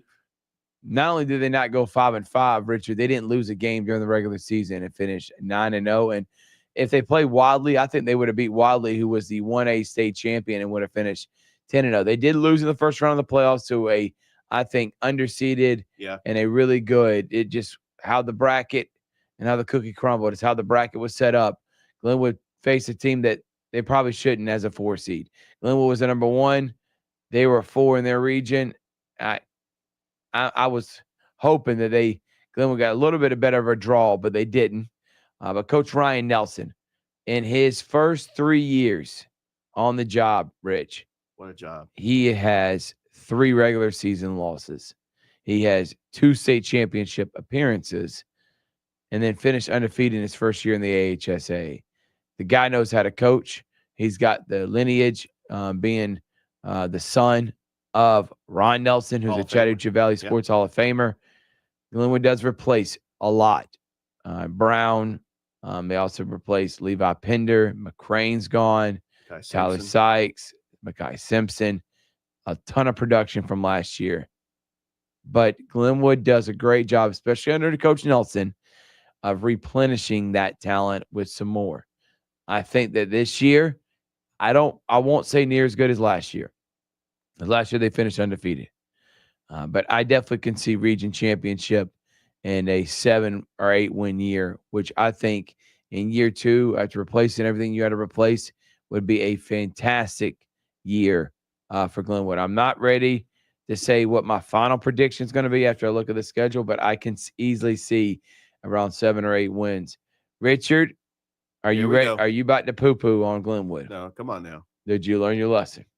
Well, yeah, I obviously learned my lesson because we saw firsthand that they were ready for public school football. But I want to call out the sports writers that do that preseason poll that did not give them a single vote because, and I can understand, because there was a lot of unknowns. We did that first game against Valley. Valley was up 20-0. What was going through my mind is, well, Valley's a 5A school. I don't know if they could hang with Valley. But not only do they prove me wrong, they came back in that game. They won that game 21-20. Then the following week, they took on the best running back in the state of Alabama, and Alvin Henderson, who's now at Auburn, and they defeated Elba. And then they defeated B.B. Comer, who won a state championship in 2A. So they were answering all the critics, including myself. And if they were able to play the defending single-A champion Wadley, I think they win that game too. Beat Lee Scott, beat Randolph County, a very good team, a Beulah team that made the playoffs a couple years ago. Go on record, Rich. Yeah, they went 9-1 last year. They had an incredible season. This year, I do think, I'm not going to predict a record, but I think that they're going to be competitive and in games. They might lose some games here and there, but they got a tough game week 1, having to go up to Rams Stadium to take on Valley, who they saw what happened last year. Valley felt like they gave that game away. Valley's going to come out, and they're going to come out swinging. And I think that Glenwood, which will understand who is going to be the starting quarterback, who's going to be like the players to watch when we have Glenwood Media Days next week. But I'm high on the Gators this year. Just I know that they exceeded my expectations. And yes, I do have to eat crow a little bit, but I'm going on record to say I did not say 3-7. I said 5-5 last year, which was it was understanding, especially with the teams they had to face last year. But they proved everybody wrong. They did. And you were the main one. No, Noah Shelton picked 3-7. You're right. And when I walked into the locker room, there were several bulletin board materials quotes, and one of the biggest ones, it said on a piece of paper, 5-5. If that's what you said, I thought you said 3-7, but or 4-6, one of those. But even if it was 5-5, this team can't handle the new league yet. Sure. Give them a few years. Big Rich. Coach Nelson said he pointed to that every day. That's bulletin board material. And they went out of their way to prove you wrong, and they made you eat crow the entire year. Sure they did. No. Yeah. We're all about motivating. So trust me, you can use any bulletin board material you want with us. Finally, before we take our first break this hour, is the Red Devils. So no more Andrew Alford. He's moving on. The guy that took Brooks on a state championship in 2022, won a state championship with Central in 2023, and made it back in 2024. Talking about an illustrious career. This guy was breaking records and going to go down one of the best quarterbacks ever come out of this area. But they're replacing him with Cam Coleman's brother, which Coach Nix is very high on. The talent is obviously there, just a little bit young and inexperienced. What say you on the Red Devils, who have a very tough schedule, including playing IMG Academy? What do you got, Big Rich? Well, I've got Central competing in the 7A with the likes of teams that are much improved. Auburn, Opelika, Carver, Montgomery. They got to face all these teams in their region. Enterprise, Dothan, and we know that Smith Station is going to be a little bit improved, especially with Coach Blair Harrison coming in. You look at Central, and I'm glad they get to play IMG Academy because this game got canceled last year because of Hurricane Helene. But you look at, they opened the season against Coach Nix's former team in Pinson Valley, and then they play Smith Station in the backyard brawl.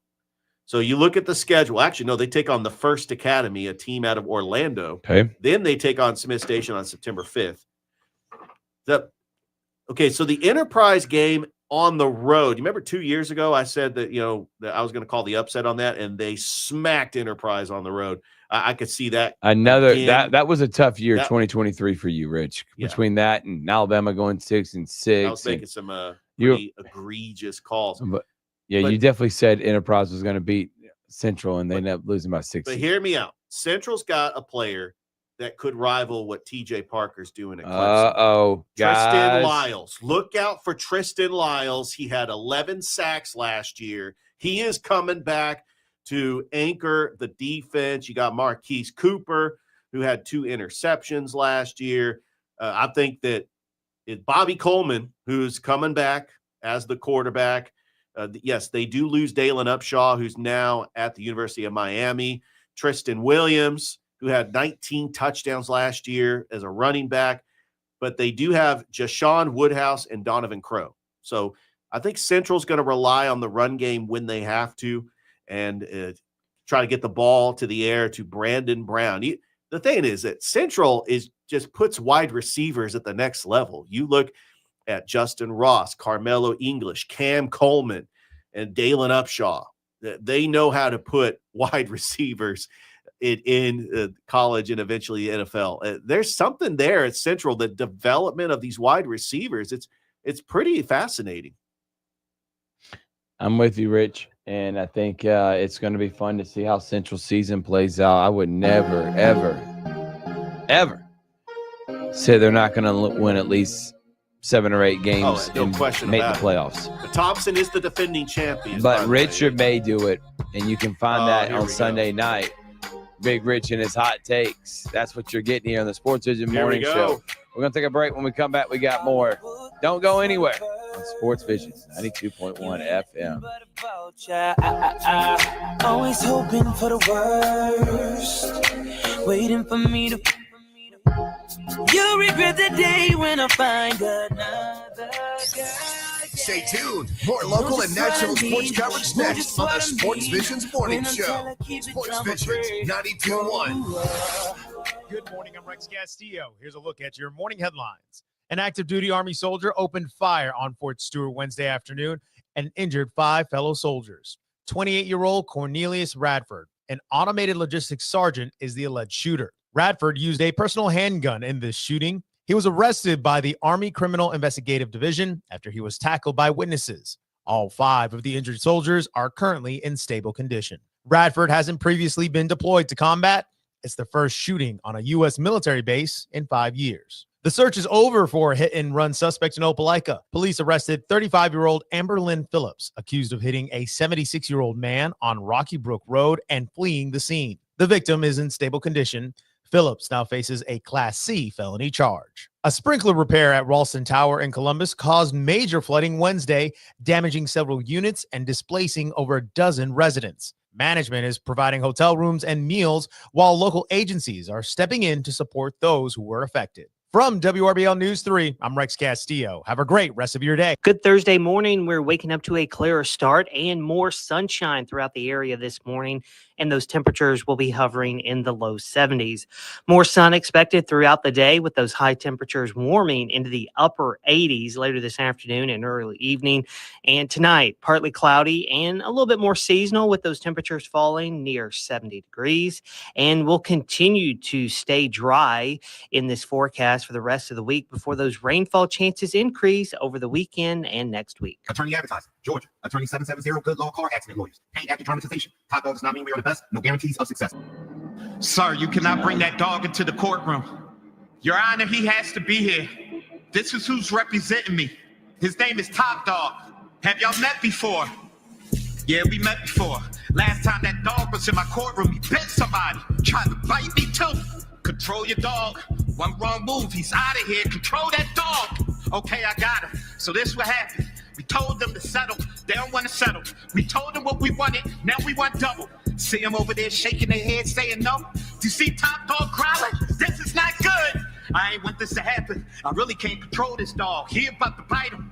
He about to bite him bad. This ain't no little dog. This a big dog. He ain't gonna bite him on their ankles. He gonna bite him in their neck. He biting him. The safe word is mercy. Say it. Mercy. Say it. Mercy. Always make the call. Top Dog Law. Lori's Furniture Express, your expressway to save. Wow, it's that time of year again, back to college, and time to get those dorm rooms and apartments ready. And Gorey's has a great selection of sleeper sofas, rugs, twin, full, and queen-size mattresses and beds in stock. Everything to complete your furniture needs. And remember, you can get it to go. And that's only at Gorey's, Alabama Highway 169 in Opelika. If Old Spice Deep Sea Super Hydration Body Wash were music, what would it sound like? Start with the deep sounds of Old Spice's ocean waves and kelp. Layer on the smooth, renewing moisture. You wouldn't hear any parabens or phthalates because Old Spice Deep Sea hasn't got any. But you would hear that vitamin B3 for healthier looking skin. So while your regular body wash sounds like this, Old Spice sounds like this. Sounds like it smells amazing. Do you hear that? Asthma triggers are everywhere, from dust mites, pet dander, and pollen, to smog and smoke. An asthma attack can strike anywhere, anytime.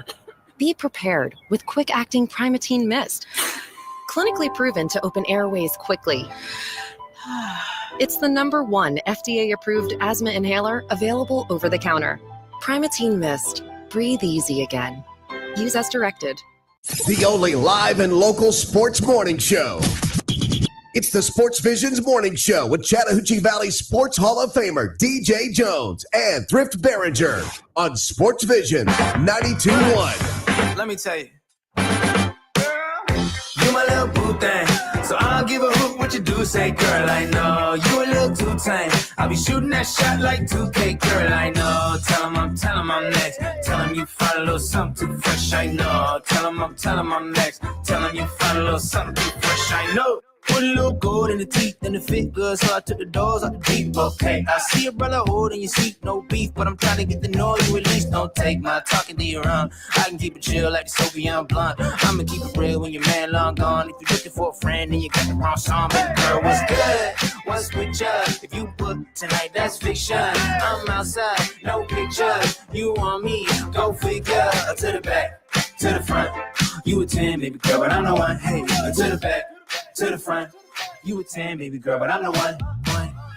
You my little boo thing. So I'll give It's the SportsVisions Morning Show. 92.1 is Richard Holdridge, Thrift Behringer, DJ in Atlanta. Appreciate that, Thrift. You're pointing at me. I'm like, you wanted me to bring it back? I'm like, okay, I got you. So we said it was going to be a Georgia Alabama Sports Live takeover, and we're about to have on a new member of the team here in just a moment, and Mike Frost get his background, why he wants to do the broadcasting thing and what he's done, because he's coached football before too as well, and why he loves sports around this area. We'll talk to him here in just about 3 minutes. But first, Rich, you had a dream 20 years ago in which you wanted to be doing a sports talk morning show or sports talk radio show, and you get that opportunity. And then I pointed you to bring in a segment, and you didn't know what to do. Your buddy Chris Vernon, who is a national guy, here we go. He would be looking down on you and laughing, saying, "What is going on, Rich?" You know how he talks with his voice. And those were the days. For those who don't know, Chris Vernon is the Memphis Grizzlies NBA announcer. He's also a big sports radio voice in the top 25 market in Memphis. This guy went to school with Rich, and apparently Richard copied him, and this guy and Rich have been beefing ever since. So technically, you have beef with a national guy. Yeah, we are not the greatest of friends. In fact, we were adversaries back in college because he accused me of copying everything he did. And question is, did you? No, it was different. He was a different personality than I was. But I respect Chris Vernon a lot because he put in the work. He did the internships when it mattered the most. He was able to get out there and put in the work. He actually interned with the minor league baseball team, the same minor league baseball team that I worked for in 2006. And he was able to capture the Memphis sports talk radio market in the early 2000s, and now host of the Chris Vernon Show, which is wildly entertaining. I listened to it, and he's funny. He's insightful, and I have don't sugarcoat it now. Y'all were beefing. You can say he sucks. I want to squash the beef. I've reached out to him numerous times. So right here on this, bury the hatchet. So on SportsVision Morning Show right now, you're hearing it here first, ladies and gentlemen. I've reached out to him several times. This is how much he must be holding a grudge, because he has not gotten back to me. I want to squash the beef. We had beef maybe 20 years ago, because I do respect him as a broadcaster. And so he has not gotten back to you. No. I'm sorry to say this, Richard. I think Chris Vernon's got bigger fish to fry. I think he than does. Worrying about a 20-year beef between you and him since Freeman Harmon, where you were at. All right, I said I was going to bring him on. Let's go ahead and do it. He's now a big part of Georgia Alabama Sports Live, and some of y'all may know him in the community. If you don't, you're about to get to. His name is Mike Frost. Mike, thank you so much for joining us this morning. Good morning, Thrift. Good morning, Rich. How y'all doing this morning? Doing great, man, and I appreciate you getting up with us. I know you start your work here in about an hour, so I appreciate you getting up a little early for us too, man. First things first, let's do this. Let's let you tell your story, man, where you're from, What got you into coaching when you did that? What have you been doing since then? And what made you want to do the broadcasting thing, man? So floor is yours. Tell your story, Mike. Oh man, I've been born and raised. I've been in Columbus all my life, man. I graduated from Jordan High School, played ball out there. My whole family actually was, athletic. You can't tell by looking at me now, but I had a brother that also played. He played for Kansas City for a couple of years, coming out in baseball. My sister played 4 years of college softball. So sports has kind of been in the blood. Mom and dad both, but dad was really the pusher. And then watching games all the time, I always kind of tried to dissect the games when I watched, and got into coaching because I had a lot of good, I guess you could say, role models growing up, from Tiny Todd and Pee Wee ball all the way up through high school with Coach Ellaby. Right.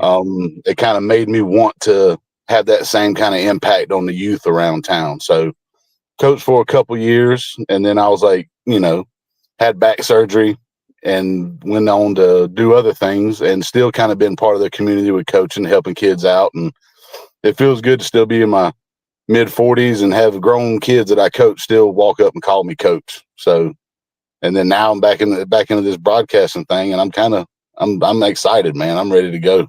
Yeah, I love it, man. Yeah, Mike, we are excited to have you on the team at Georgia Alabama Sports Live. I've had the privilege of getting to know you, several of our meetings, as you definitely got some great insight. You're funny, and you're just got a different spin on sports, and that's what makes it entertaining. But where does this passion come from? Obviously, you have the passion to coach, but the passion for broadcasting, when did it start? Did it start at a young age, or did it start later in life?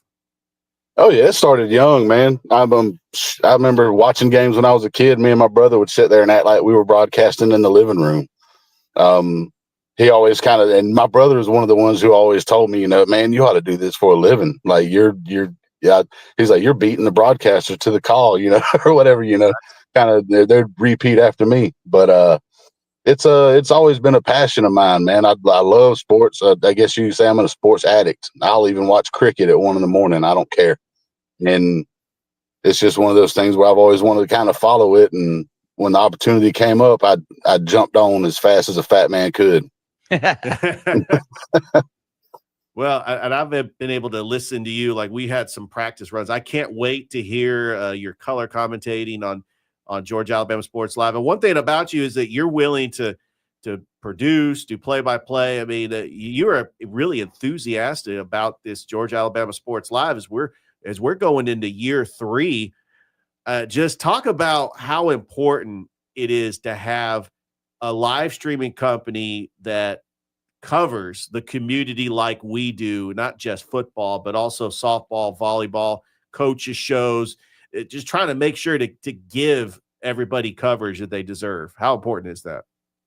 Oh man, I remember it goes back as far back in the days when I was in Little League back in the early mid 90s. It was back then you had newspaper articles come out with the Little League stuff, and they would keep up with every game, every stat. The kids would get, so I mean, parents would call out newspaper clippings, cut them out for their kids and stuff like that. I mean, I'm sure my mother still has some at the house in photo albums. It's really important for this local media, the local streaming that y'all guys have, in order to, it gets the parents more involved, it gets the community more involved. The Right. Parents absolutely love it. The kids are going to talk about it when they go back to school the next day. Hey man, y'all see where they shouted me out? It kind of builds an excitement in the city and in the whole Chattahoochee Valley, honestly, right now. And the growth is crazy. I mean, it's what people want. It's what people love. Sports is always going to be a big part of keeping the community together. And it's just exciting to see what y'all are doing right now. And I was more than happy to come on board and see if I could do anything to help out. And he is going to be, again, a voice on Friday nights. He'll be calling and doing play-by-play for some of the other sports, too. His name is Mike Frost of Georgia Alabama Sports Live that is joining us right now on the SportsVisions morning show. Mike, let's go ahead, and I kind of want to talk about football in this area specifically. I don't know how much you really were able to keep up with how the teams last year. I know you do keep up with it, but it's different when you're actually involved in calling games. It's like you're with the teams. You're understanding what they're going through. You're keeping up with them almost every week. When you're a fan on the outside and you're just seeing on the news, it's one thing. When you get ingratiated, it's another. But I do want to kind of put you on the spot going into this year, man. Who are some of your teams that you're looking forward to calling and seeing on the gridiron, man? I'm looking forward. I mean, just seeing Hardaway, watching them play last week, that kind of tough mentality they had. They really hit at the line of scrimmage. They love that run game. And that's, I'm old school. I love it. I grew up playing wing and veer. So when you come out and you see just all run game, I think they maybe threw the ball 2-3 times the entire game. I like what they're doing over there. I know Carver's always going to be at the top, and Glenwood, they're going to be another one that's going to be fun to go watch. Go kind of call games over there. Right. Smith Station, I want to kind of see what they do with Blair Harrison over there and with Brian Easton running the athletic department. He's a passionate guy, so I want to see what my buddy Brian does over there. I love him. But there's quite a few of them I really want to see because I just love seeing the whole city. I want the whole city to have football teams that have that competitive nature to get to, to try to reach for the playoffs and everything like that. And I think it's going to be an exciting season altogether. But yeah, those 3 teams I'm really looking forward to watching. I got to ask, man, who was some a broadcaster you would like to be like? Is there one that you're like, I want to try to mimic him, or are you just going to be Mike Frost when you hop on with the microphone, man? Well, I'm gonna be me. That's regardless. But I guess with the humor, I kind of try to bring in some of the knowledge. I guess you could, like I said, my nickname will be Fat McAfee. So, I love it, man. I love it. We got Pat McAfee on Georgia Alabama Sports Live and Sports Visions. All right, Mike. I got to ask you because, by the way, that's a nice hat you're rocking in the picture we have displayed for you. You got the Cleanstones hat on, man. So yes, sir. Cleanstone supporting it. It's been a very successful season this year. And you're a season ticket holder too. Yeah, that's right. Oh yeah. Aflac Club, baby. How is that? How is the game day atmosphere at the Aflac Club? Oh man, it's wonderful, man. I mean the renovations they did to the stadium was phenomenal. My first game there was kind of like when I walked up.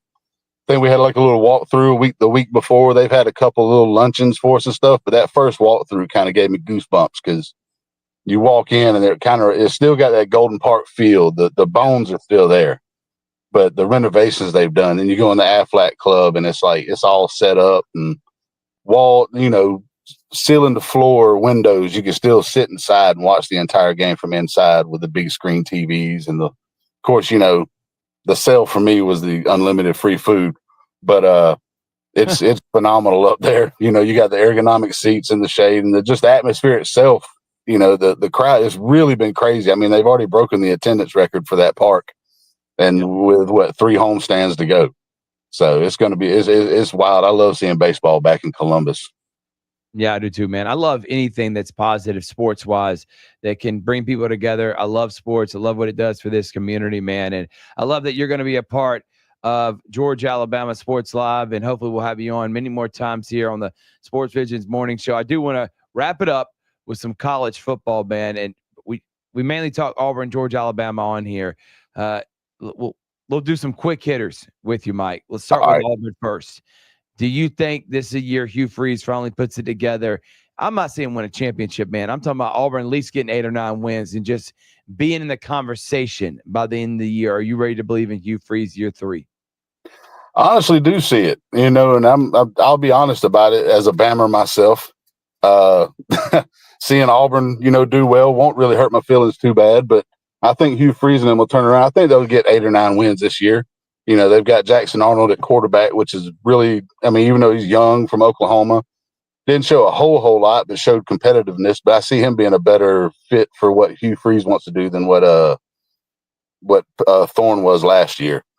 And the defense is always going to be tough over there in Auburn. They play really good defense. But yeah, I see the offense kicking it up a notch over there with Cam Coleman at wide receiver. They got some good offensive guys, and I think that the quarterback will do a better job of playing point guard and getting everybody the touches they need in order to succeed over there. Mike, is Georgia a national championship contender?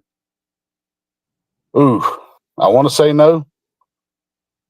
but they're always going to be in the running. I think, but yeah, I really do think so. Kirby Smart's too good of a coach to not be in the running every year. I don't think that they're really getting as much. I think Texas is probably getting too much publicity to be number one right now. Arch Manning to me isn't really proving anything to me. I mean, he's had a couple games, multiple picks against lower competition as far as college football goes. But I do think it'll be probably between. I think South Carolina might give them a little run for it though too, as well. Ooh, I love it. Lenore Sellers. Yeah. Yes, sir. I think so too. Finally, let's talk about Bama. Are you one of those guys that was fired up when DeBoer was wearing T-shirts on the sideline and thought that was unprofessional and wanted to rag on him, or you don't care what he wears as long as he wins games? I don't care at all. I don't care if he goes out there in a Bill Belichick hoodie. I like him. A lot of people wanted to hate on him, but I mean, heck, that transitional year is always going to be a tough year. You're coming behind the greatest of all time, really. And whether he could have went 11-1 in the regular season, and people still would have found a reason why he was not saving. No doubt. But yeah, I think he's going to have a good year this year too. I see them at least competing. I'm not going to say they're going to win the SEC or anything like that. I'm realistic, but. Mike, who wins the national championship? Oof. Let's see. My heart. I know what my heart wants to say, but SEC's cool. They haven't won it in 2 years. Yeah, I think it's going to be between. I think Georgia's got probably the best shot right now as far as roster depth goes and skill and athletic and stuff like that, coaching. But I do think Georgia does, as much as I don't want to hear people barking in my face every day. Yeah, that's horrible, man. Trust me. 11 years ago, 12 years ago, I was at a Georgia-Auburn game, and Auburn ended up losing 34-7. And I've never seen so many dog humans in my life, man. It was pretty incredible. And they had to make sure I knew they were a dog, too, especially with the Auburn shirt on. They had to make sure I knew that they could bark just as loud as anyone else. Mike, thank you so much, man. Appreciate you coming on. Glad you're part of the team and look forward to talking to you again real soon. Oh, I'm excited, guys. That's going to be a good year. Thanks, Mike. That's Mike Frost. He is joining us from Georgia Alabama Sports Live. Again, you'll hear him throughout the year on broadcasts, on shows. He is funny. He's going to be a great personality. He's going to be cracking jokes, lightening the mood, and Richard needs it, especially when he's coming on saying teams are going 3-7, 2-8, and people are coming after him with the pitchforks and the fires and stuff. We're going to take a quick break. When we come back, it's him. It's the man. It's the myth. It's the legend. It's the WWE champion. It's Jack Patterson. You better get it right. SportsVisions Morning Show coming back right after this. You would be $100 if the environment was a crime. Girl, they like your little fine up in the tower. The way you move like you do. Ooh, hey, it's Dan Patrick. Thanks for making us your home for local, regional, national sports talk in the Chattahoochee Valley. This is SportsVisions 92.1. Columbus, August 16th. Get ready to see supercars, old school classics, antiques, trucks, bikes, Jeeps, Corvettes, and new school rides. It's the second annual Tri-City Mega Car Show, August 16th at the Columbus Civic Center. All ages family event. Bring out dad's cars and the kids' Power Wheels. We have plenty of food vendors with barbecue, turkey legs, seafood, and a live firefighter truck and bike showcase. Gates open at 9 a.m. Register cars. Buy tickets now. Call 334-494-1502 for tickets. When you're hiring, have you ever felt like you're missing out on meeting great candidates? Well, they're not hard to find when you go to ZipRecruiter. ZipRecruiter helps 10 million people with their job search every day. People who are actively looking for jobs like yours. So it's easy to find the right person fast. 4 out of 5 employers who post on ZipRecruiter get a quality candidate within the first day. Try ZipRecruiter for free at ZipRecruiter.com/free. That's ZipRecruiter.com/free. It's back to school season, and Clorox is donating 2 million disinfecting wipes to classrooms across America. Because back to school means things can get a little bit messy. Just ask second grade teacher Mr. Torres. Put me and just one Clorox wipe on a team, we can take on crayon smudges, sticky fingerprints on every surface, sneezes on the door handle, juice box explosion by the sink, snack crumbs, and don't even get me started on the bathroom passes. Clorox disinfecting wipes, teacher's #1 wipe. Think about it. Bathroom passes. Clean feels good. based on unit sales data. At the YMCA, finding your why starts by making an impact together, touching lives for the better. It can be the gift of time or treasure, supporting a community through talent without measure. Here, compassion fuels commitment, finding fulfillment through enrichment, serving and improving. What a way to live, and what a gift it is to give. Find your why and get involved today at ymca.org for a better us. My perfect day has sand, salt water, and friends. But my moderate to severe plaque psoriasis can take me out of the moment. Now I'm all in with clearer skin thanks to Skyrizi. Risankizumab Riza, a prescription-only 150 milligram injection for adults who are candidates for systemic or phototherapy. With Skyrizi, most people saw 90% clearer skin, and many were even 100% plaque-free at 4 months. Skyrizi is just 4 doses a year after 2 starter doses. Don't use if allergic to Skyrizi. Serious allergic reactions, increased infections, or lower ability to fight them may occur. Before treatment, get checked for infections and tuberculosis. Tell your doctor about any flu-like symptoms or vaccines. Thanks to Skyrizi, there's nothing on my skin, and that means everything. Ask your doctor about Skyrizi, the #1 dermatologist-prescribed biologic in psoriasis. Visit Skyrizi.com or call 1-866-SKYRIZI to learn more. The Herd with Colin Cowherd, 12 to 3 on SportsVisions 92.1. Now back to the SportsVisions morning show. Here's Carver Tigers legend DJ Jones and Thrift Barringer.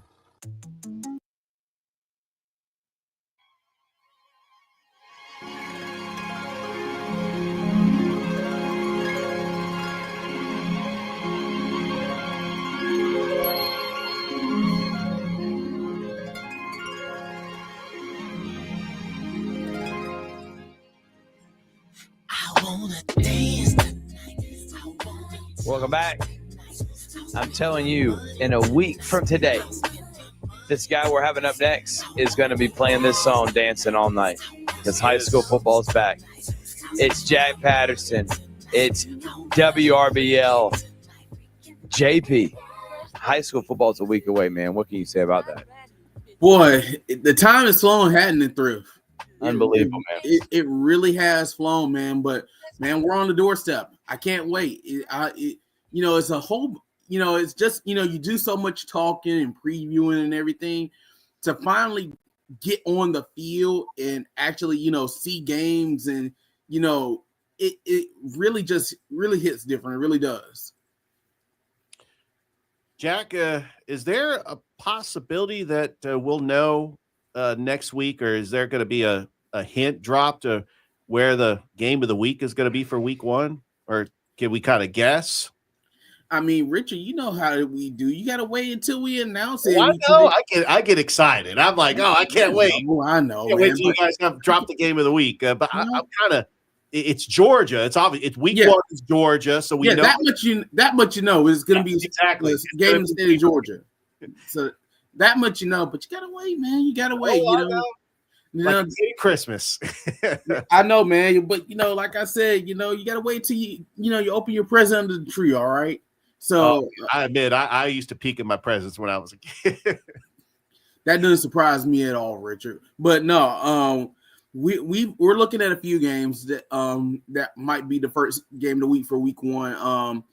And I think everybody's going to be happy with whatever we choose because especially for week 1, we've got a lot of really good games. So you got Manchester, Harris County, you got Northside, Shaw, just to name a few. So like I said, some really good options for a game of the week for week 1. So we're gonna myself, Tyler, and a few guys at the station, we're gonna go over that over the next couple of days and see who's gonna get that honor for week 1. Yeah, I'm with you, man, and I can't wait to see where it's going to be. And I really cannot believe that we are here and football season is upon us. Let's talk. We did Alabama already. We're going to do Georgia, some of the Georgia teams with you now. Who, out of all the Georgia schools that we cover, which is from Harris County, all Muskogee County School, and Calvary, Bocelli, and Brookstone, out of all those schools that I just made mention, who are the favorites to win it all this year? Is it Carver and someone else, or is it just Carver?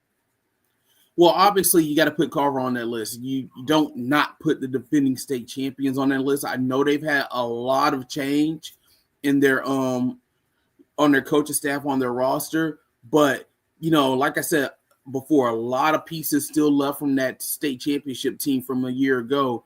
And you said before we went to break that I'm a wrestling fan. Well, in the words of the legendary Ric Flair, in order to beat a man, you got to beat the man. So I'm gonna, you got to put Carver in that conversation until somebody beats them. A couple other teams that I'm looking at, Brookstone Pacelli, always, in the GIAA, they're always a contender.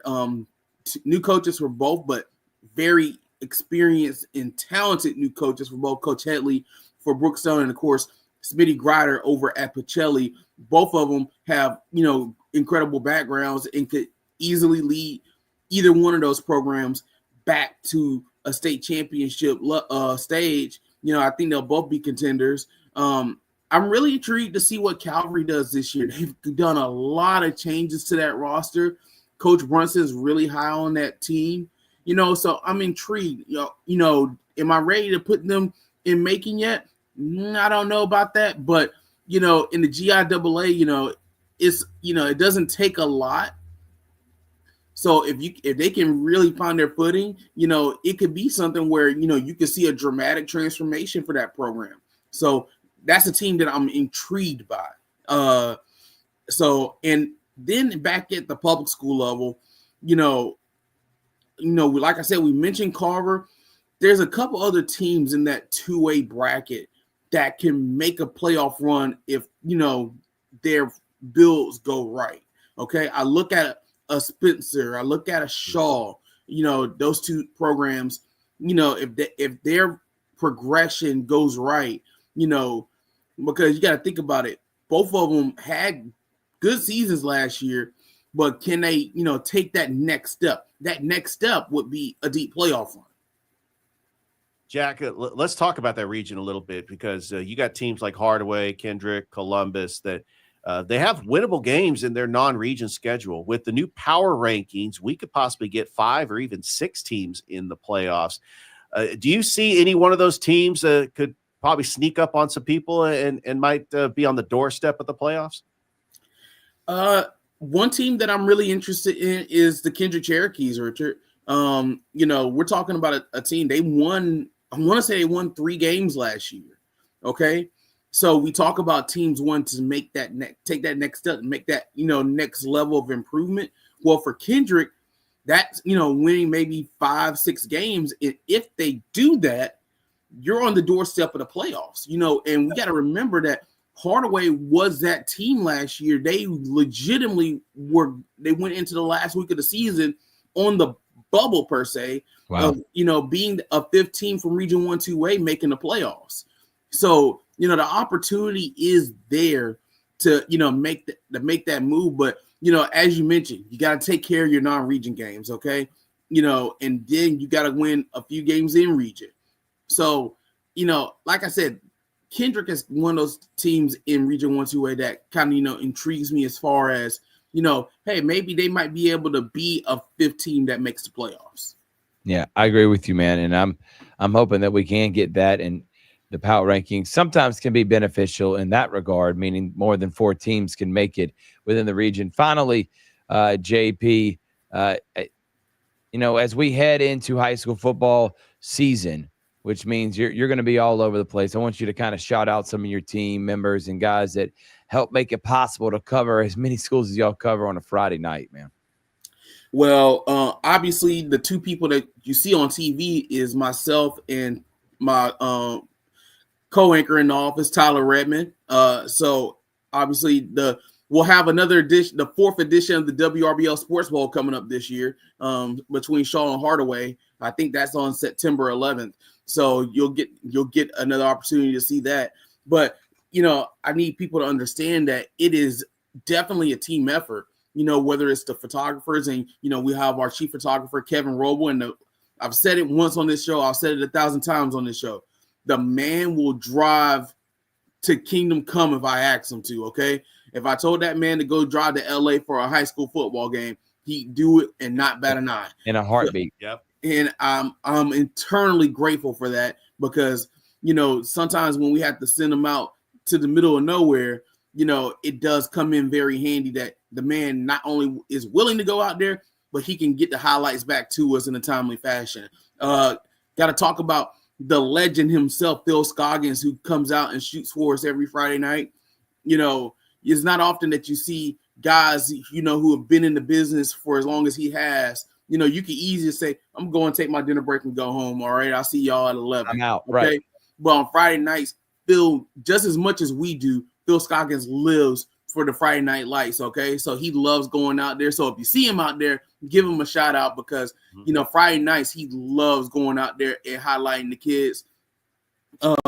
We also got Rex Castillo. You'll see him out there. My former sports director, my partner in crime. You'll see him out there a bit. But we're also going to have some new members of our team this year, like we traditionally do it, especially in our market. The door, open. So you always have new members. I've been saying all summer that you got to train new people. We got a few new members of our team. We got a returning member, El Dardell. He's been a member of our prep zone team for a few years now. He's one of our veterans now.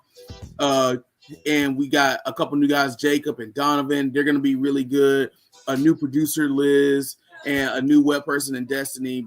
And, all led by our incredible management team, Eric, our news director, who's been fantastic. And, he's excited. He has experience at, working in Atlanta stations. And, he used to work at Fox 5, who, if you know anything about high school football, then something about what High Five Sports does with high school football in the Atlanta market. They are phenomenal.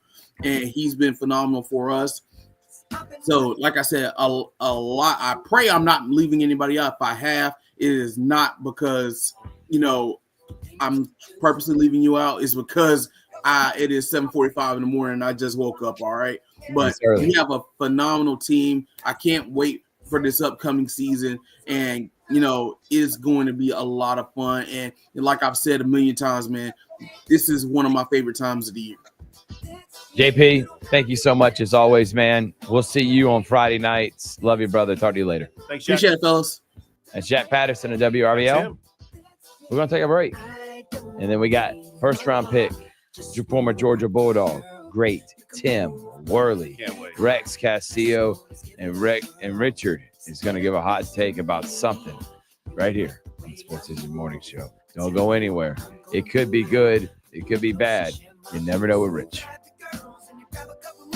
All can meet me in the middle of a course, and the air is thick, it's smelling right. So you pass to the left and you sail to the right. Don't be so quick to walk away. It's me, I wanna rock your body. Please stay. It's me, you don't have to admit you. This is the SportsVisions Morning Show. Let's do this. SportsVisions 92.1. Hey there, fellow travelers. It's me, the Hotel Whiz. Before you go anywhere, call me day or night for hotel rates too low to publish. I'll save you up to 75% on over 500,000 hotels across the globe. You see, I've already done the research, so you don't have to spend time online trying to find the best deal. That's up to 75% off. Just call me, the Hotel Whiz. It's a free call, and you get instant access to rates too low to publish with no cancellation fees. Make a free call now and save up to 75% off your hotel rooms the next time you're going somewhere for business or pleasure. Call the Hotel Whiz now and get instant access to rates too low to publish. 800-710-3739. 800-710-3739. 800-710-3739. Call the Hotel Whiz right now at 800-710-3739. Attorney advertising, Georgia. Attorney 770, good law, car accident lawyers. Paid after traumatization. Top dog does not mean we are the best. No guarantees of success. Sir, you cannot bring that dog into the courtroom. Your Honor, he has to be here. This is who's representing me. His name is Top Dog. Have y'all met before? Yeah, we met before. Last time that dog was in my courtroom, he bit somebody. Tried to bite me too. Control your dog. One wrong move, he's out of here. Control that dog. Okay, I got him. So this what happened. We told them to settle. They don't want to settle. We told them what we wanted. Now we want double. See them over there shaking their head saying no. You see Top Dog growling? This is not good. I ain't want this to happen. I really can't control this dog. He about to bite him. He about to bite him bad. This ain't no little dog. This a big dog. He ain't gonna bite him on their ankles. He gonna bite him in their neck. He biting him. The safe word is mercy. Say it. Mercy. Say it. Mercy. Always make the call. Top Dog Law. Finding great candidates to hire can be like, well, trying to find a needle in a haystack, but not with ZipRecruiter. Its powerful technology actively finds and invites qualified candidates to apply to your job. So while other companies might deliver a lot of hay, ZipRecruiter finds you the needle in the haystack. See why 4 out of 5 employers who post a job on ZipRecruiter get a quality candidate within the first day. Try ZipRecruiter for free at ZipRecruiter.com/free. That's ZipRecruiter.com/free.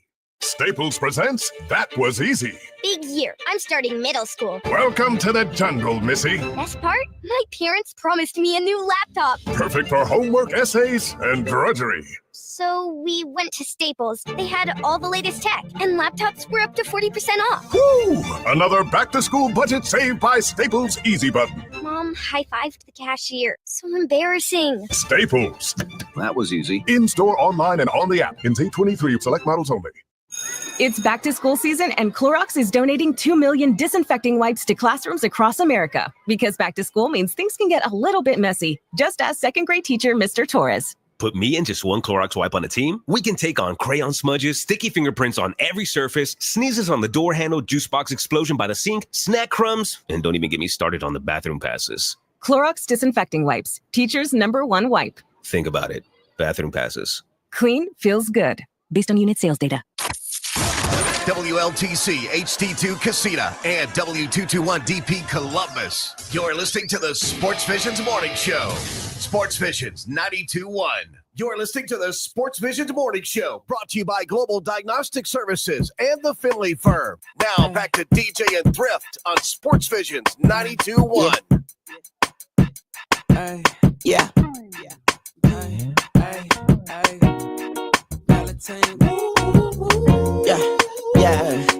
You got to elevate the music now.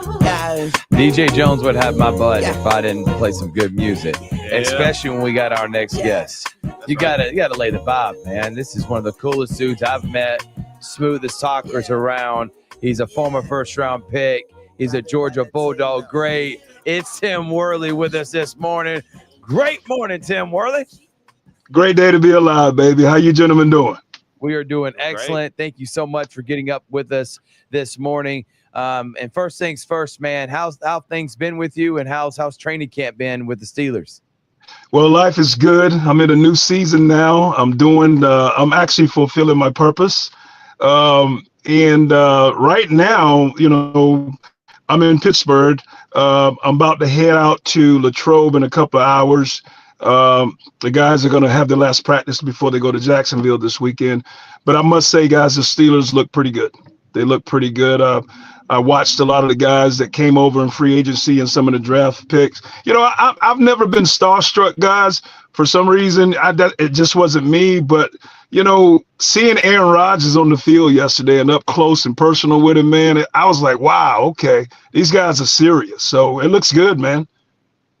Tim, I got to ask you, because Mike Tomlin, who has had a winning record his entire coaching career for the Steelers, except 1 year, 2019, but he hasn't had a losing record. I mean, he can coach, and getting the Steelers to the playoffs. But now with Aaron Rodgers as the quarterback, are you starting to see just Aaron Rodgers' skill on the practice field and how it's going to elevate to the success of the Steelers this upcoming season?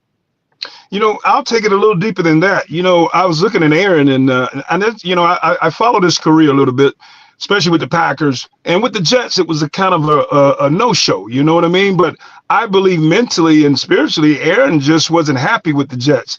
And as I watch him with the Steelers and how he's communicating with his teammates, even the younger guys, the rookies and the coaches and stuff, he's happy, man.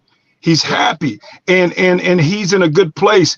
And yesterday, just watching him go through his routine and everything that he's doing, he's been a leader out there, And him and Coach Tomlin, they have the best of relationship, man. There's a respect there, and I think we're going to see some great things out of the Steelers this year. And we're going to have time to talk some more NFL, but I do want to kind of pivot just a little bit, Tim, because you talked about your purpose.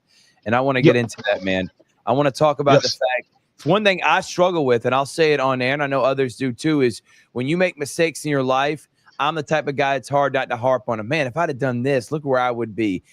You don't do that, Tim. You embrace the trials and tribulations in your life to get where you're at today and fulfilling your purpose. Why is that? How do you overcome that? And how do you have that mindset? And what's your message to people out there about how to handle it? Well, the number one thing that I can say to everybody is Jesus Christ is Lord. And I want people to understand there's a humanity side to every person on the planet. Okay, God said it's his will that all men come to repentance, but there's a humanity side. That humanity side, we're going to make mistakes. Okay, if you allow your flesh to drive you in everything that you do, you're going to make a ton of mistakes. And a lot of us, we think we know ourselves, but we really don't.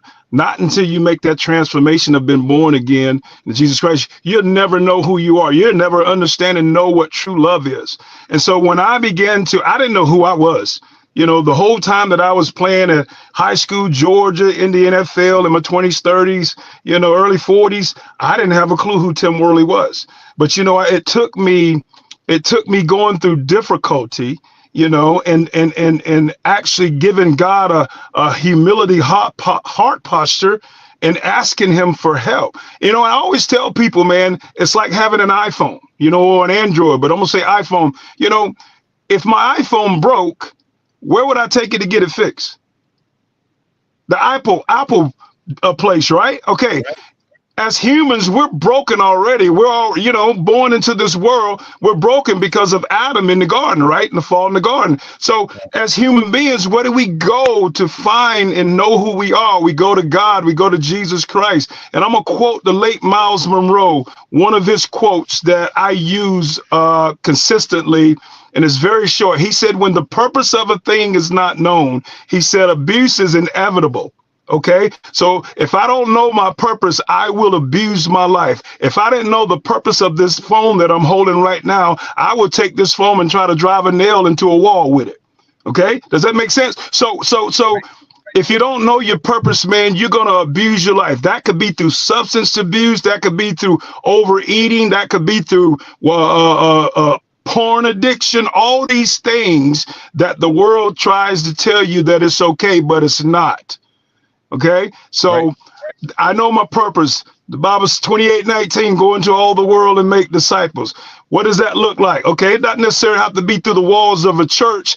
It's carrying Christ's spirit in me everywhere that I go, and being an example. We're representatives in the kingdom of heaven, ambassadors. Amen. I didn't mean to preach, but listen, that's the purpose of this show. As DJ Jones always says, we're talking with Georgia Bulldog, great former first-round pick, all-pro Tim Worley. Tim, I saying on that conversation, me and DJ were talking about how tough it is as athletes to finally have to hang it up, and that coming back home, and that sense sometimes of failure, even though you didn't fail, you didn't want to give it up yet, and it's tough. You feel like you're quitting on your dream. I'll even take it a step further, even for guys that don't play at the level you and DJ did in the NFL, when they're the man in high school and they're the man around this area, and then it doesn't work out in college, or it doesn't work out and they don't get to go to the pros. They come back home and it's a shell shock. It's like, what's my purpose? Basketball was it. Football was it. How do we get athletes out of that mindset that there is more to life than just sports? That is just your platform, as you've been preaching for a while now when you come on here. Okay, it takes me to the scripture, Proverbs 22:6. It says, train up a child in the way he should go. When he's old, he will not depart. So when you plant that seed, my mother, I give credit to my father and my mother and even my grandparents, because that seed of faith, was planted in me. And even though I made a lot of mistakes, guess what? I came back to where I belong. I came back to Jesus Christ. Okay. And one of the biggest fears I think that just about every human on the planet has is the fear of change. Nobody wants change. Okay. What do you do now? For me personally, what do you do when the cheering stop? When you've been a highly decorated athlete and people all over the world, all over the nation, they pretty much know your name. Okay. What do you do when that cheering stop? How do you replace that? And here's the big fear, guys. It forces us to search and try to find and develop other things that God put in us. And that could be terrifying because we're in a foreign country with it. Okay. But if we just connect to God, understand the process, embrace the process, and allow him to work in you, God will allow you to discover things in you, okay, in him that he put in you that you didn't even know you had. I didn't know I had this gift in me. I didn't know I had this gift to speak and preach. One of my biggest fears, gentlemen, was to stand up in front of a crowd and talk and speak to people on serious subjects. Guess what? I do it. It's my passion now. I love it because God gave it to me. I tell people two of my biggest fears was, one was standing up and talking in front of a crowd, and the other one was going to jail. I did them both, you know. So I'm in good company, you know. Right. Tim, coaches have a huge impact on these student athletes today, but you had the privilege of playing for two Hall of Fame coaches with Vince Dooley at Georgia and then Chuck Noll with the Steelers. Talk about what was that like, going from college, playing under a legendary coach in Vince Dooley, and then going to the NFL and playing under Coach Chuck Noll.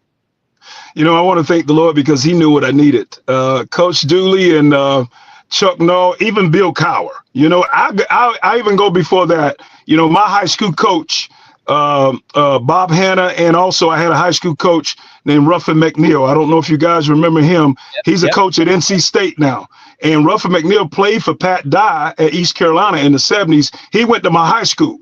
Okay. And he coached out in Oklahoma. He coached at Virginia. He coached at East Carolina. He was head coach at East Carolina. And so I had that kind of tutelage ever since I was a kid. And so coming over to Coach Dooley was more than a coach, man. And I must say today I miss him, man. We had a relationship, but Coach Dooley was more of a father figure to me. Not only did he teach you the fundamentals of the game and how the game should be played, he taught you and got you in a process of developing yourself to be a responsible man. You know, and sometimes it don't always look like that because a lot of us, you know, we made mistakes like a lot of the kids are doing today. I think Kirby Smart's doing a great job, but we can't control these kids. We just got to give them the tools, plant seed in them. OK, and hopefully around the right people, they will continue to carry out things in a good way. Chuck Noll was the same way, guys. He pulled me to the side and talked to me on several occasions. And you know, because I was a pretty wild dude when I was in the league, man. Listen, thank God, bro. Thank God he saved me. But according to man, I was supposed to be here. But Chuck Noll, may he rest in peace, and Coach Dooley, and even Mean Joe Green, man, they pulled me to the side. They say, Worley, you're going to have to slow it down, man. You can't be flying through here in these motorcycles and fast cars and these women and all this stuff that you're doing. It's going to get you caught up. But you know what? I had a hard head. And some of us got to learn the hard way. That's the unfortunate thing. But most guys and most women that learn it the hard way and they're still here, they survive to talk about it, man, those are some of the most powerful people on the planet, I think. I completely agree with you. And we're talking again with Tim Worley. I love our conversation, the passion, the energy. You can get me running through a brick wall, man. Let's go back. Let's go back to Pittsburgh now. And I do want to talk about that Aaron Rodgers thing because, listen, me and DJ, very pessimistic, not high, kind of like what we saw last year, PTSD with the Jet situation. Are you seeing a guy that is actually look like he's having fun again? And if that's the case, he may be that missing piece for what is already a really talented Pittsburgh team this year, Tim. I'm seeing a guy that's being rebirthed. And when I look at him, I took time and watched certain positions yesterday. Of course, I look at the offensive line first because I'm a running back. Okay. But I watched Aaron yesterday and he looks like I was impressed. He looks like the Aaron Rodgers that had those great couple of years with the Packers. Mm-hmm. That's what he looks like. And I'm watching him just throw long passes, and I was impressed with the 10 to 15 to 20-yard passes. This dude has a cannon, man. And there was a few balls dropped because he was just zipping it, you know. and I think his swagger, you know, who he is, his spirit, the team loves it. He's a leader. They're following him. And, you know, it was just amazing watching them yesterday. Matter of fact, you know, the team got into a fight again yesterday. They broke it up. I was excited to see that. I love that. That just tells you these cats are ready to go, man. But Aaron is gonna do great if we can keep him injury free. The offensive line is clicking. We got one of our best linemen back. Those guys look good. Big Broderick looks great. Big Darnell from Georgia, he looks great. They're going to utilize him a little bit more. And, man, we got some weapons on that outside and some weapons in the backfield. And it's just a great combination. Defense look good, guys. I'm excited about it. I am too, Tim. Finally, tell everybody what you got on the slate here. You said it's a new season. I know you're going to be ripping and running. What you got on the docket for the rest of the month of August, man? Well, guys, of course, I'm always on the road speaking at different things. I do a lot of stuff, speak at a lot of churches. One of the things that I have a heart for, because, you know, I dealt with substance abuse years ago through my career and even after my career. And one of the things, I have a heart, and I always ask God when he brings me through and my heart is healed and my life is healed, I always want to go back to different recoveries and speak, tell my story and encourage people. And so that's what I get a chance to do. I speak at a lot of recovery places, and I travel, speak at different sporting events and all kinds of stuff. And guys, I got one thing coming up, and hopefully we're going to get this thing rolling by the end of this month. My book, I finished my book. All right. Yes, it's a book that's been in me for a lot of years. It was postponed a lot of years, and finally I took the last year, 2024, and part of this year, and finished the book. The manuscript is done. It's turned into the publishing company, and now we're waiting on to get it all printed up. And if we can start printing it up this month, I could probably have my book out by the month of December. It's called Unconquerable: Living a Fierce Life Through Christ. Love it, man. And I'm definitely going to want a copy, and I want to sign one too, Tim. I'm going to Yes, sir. Get that. Yep. Thank you so much for joining us this morning. Enjoy training camp today with the Steelers, and look forward to having you on real soon, Tim. Thank you, guys, man. Peace out. Anytime. Yes, that is first-round draft pick of the Pittsburgh Steelers, Georgia great and Hall of Famer Tim Worley, and we go from him. And now we go to a Georgia-Alabama Sports Live broadcast. I told you it's Georgia-Alabama Sports Live takeover. We had Mike Peacock. Now we got to go Mike Frost. Now we got to go Mike Peacock. It's Mike and Mike. All right. Mike Peacock, how are you, brother, and how's everything going? I'm doing great, guys. How are y'all this morning? We're making it. We're kicking. We're running. And we're ready to get going, man. So we had you on a few weeks ago. I wanted to spend this time, Mike, to kind of talk about this upcoming year.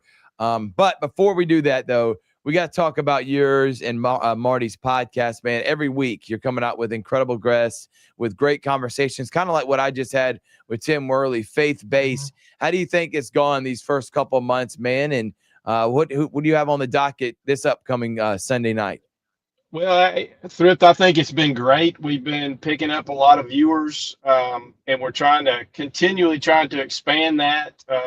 If anybody out there is a coach or you know a coach, tell them to watch this week's episode that is running right now. We had Dan Britton, who was with FCA for 34 years, and now he runs another ministry, and incredible conversation with Dan. And one highlight I'll give you, one tidbit I'll give you out of that podcast that I thought was one of the most powerful moments. And Dan actually told a story where he said, I thought I messed up. I thought I had a bad idea. He said at one of the international FCA conferences, I had all these coaches come up and we were videoing them, and I wanted them to say the word coach in their native language. And he said, I thought it would be cool to have this video of coaches saying the word coach in their native language. he said, but what started happening? And he said, the reason I thought it was a failure, he said, every one of them stepped up to the mic. We started the video and they said, okay, say the word coach in your native language. Every one of them, no matter what country they were from, you know what the word coach was? It was coach. And I thought that was incredible. And I told Dan, I said, Dan, that was not a failure, man. That was powerful. I said, that is powerful to know that in every language on this earth, the word coach is the same. It is coach. Yeah. And I just thought that was huge. I thought that was a great thing that came out of it. But a lot of other really good stuff came in that podcast with Dan Britton. We're going to have him back on. We could have talked. It was sort of like the episode we did with Tim Fanning. We could have talked for hours. He's just one of those kind of guys. But hey, you guys having Tim Worley on right there. Hey, that's another idea for us. I mean, I need to get his contact information. We need to have him on. No doubt. Absolutely. But this week we're going to have Ian Headley, the new coach at Brookstone. Oh, wow. Nice. We're gonna have him on this week as our guest and talk to him. He comes from South Florida. He went to a school where everybody told him he couldn't win. And what did he do down there? He won, and he won big. And he's coming into Brookstone now and bringing that attitude. And I was impressed with what I saw at Media Day last Saturday over there. And we're going to have him on and talk about coaching, talk about his experiences, and it ought to be another great episode. Mike, you've been with Georgia Alabama Sports Live for about a year now. Your first game was with Thrift between Shaw and Northside. I had the privilege of calling that Glenwood Valley game with you, and you're a very talented broadcaster, not just a color commentator, but a play-by-play announcer. You've got a lot of stories, and he'll be kicking off our coverage literally next Thursday. Him and I was Mike going to Frost. get to that. It's Mike and Mike on our first football broadcast. That's going to be exciting. Yeah. But you've done a lot of things in your career. Who are some of the people that influenced your career, not just in broadcasting, but in coaching, being the SID at Columbus State? Just talk about some of the mentors in your life that helped you continue to grow your passion. Well, I had some great coaches coming through high school. When I moved to a small town in Alabama when I was in 8th grade, and I had a coach named Ron Swan.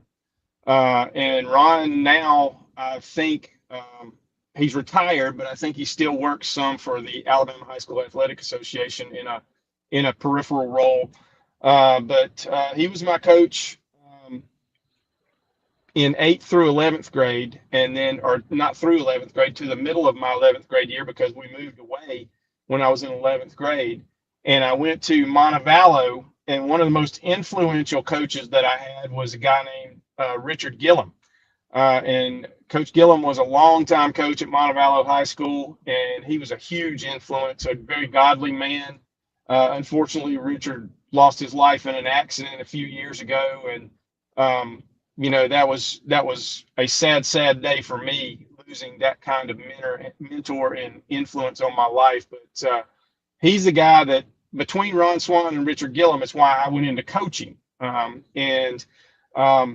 always been a huge sports fan. I'm passionate about baseball. I was more passionate about baseball than I was any other sport growing up. Played a little bit in college, wasn't very good, but that's beside the point. I got to do it, which was a great opportunity. And then speaking of college, where I really got my influence going as far as the broadcasting communications side of sports, I went to Livingston University, which is where I played baseball for a little while.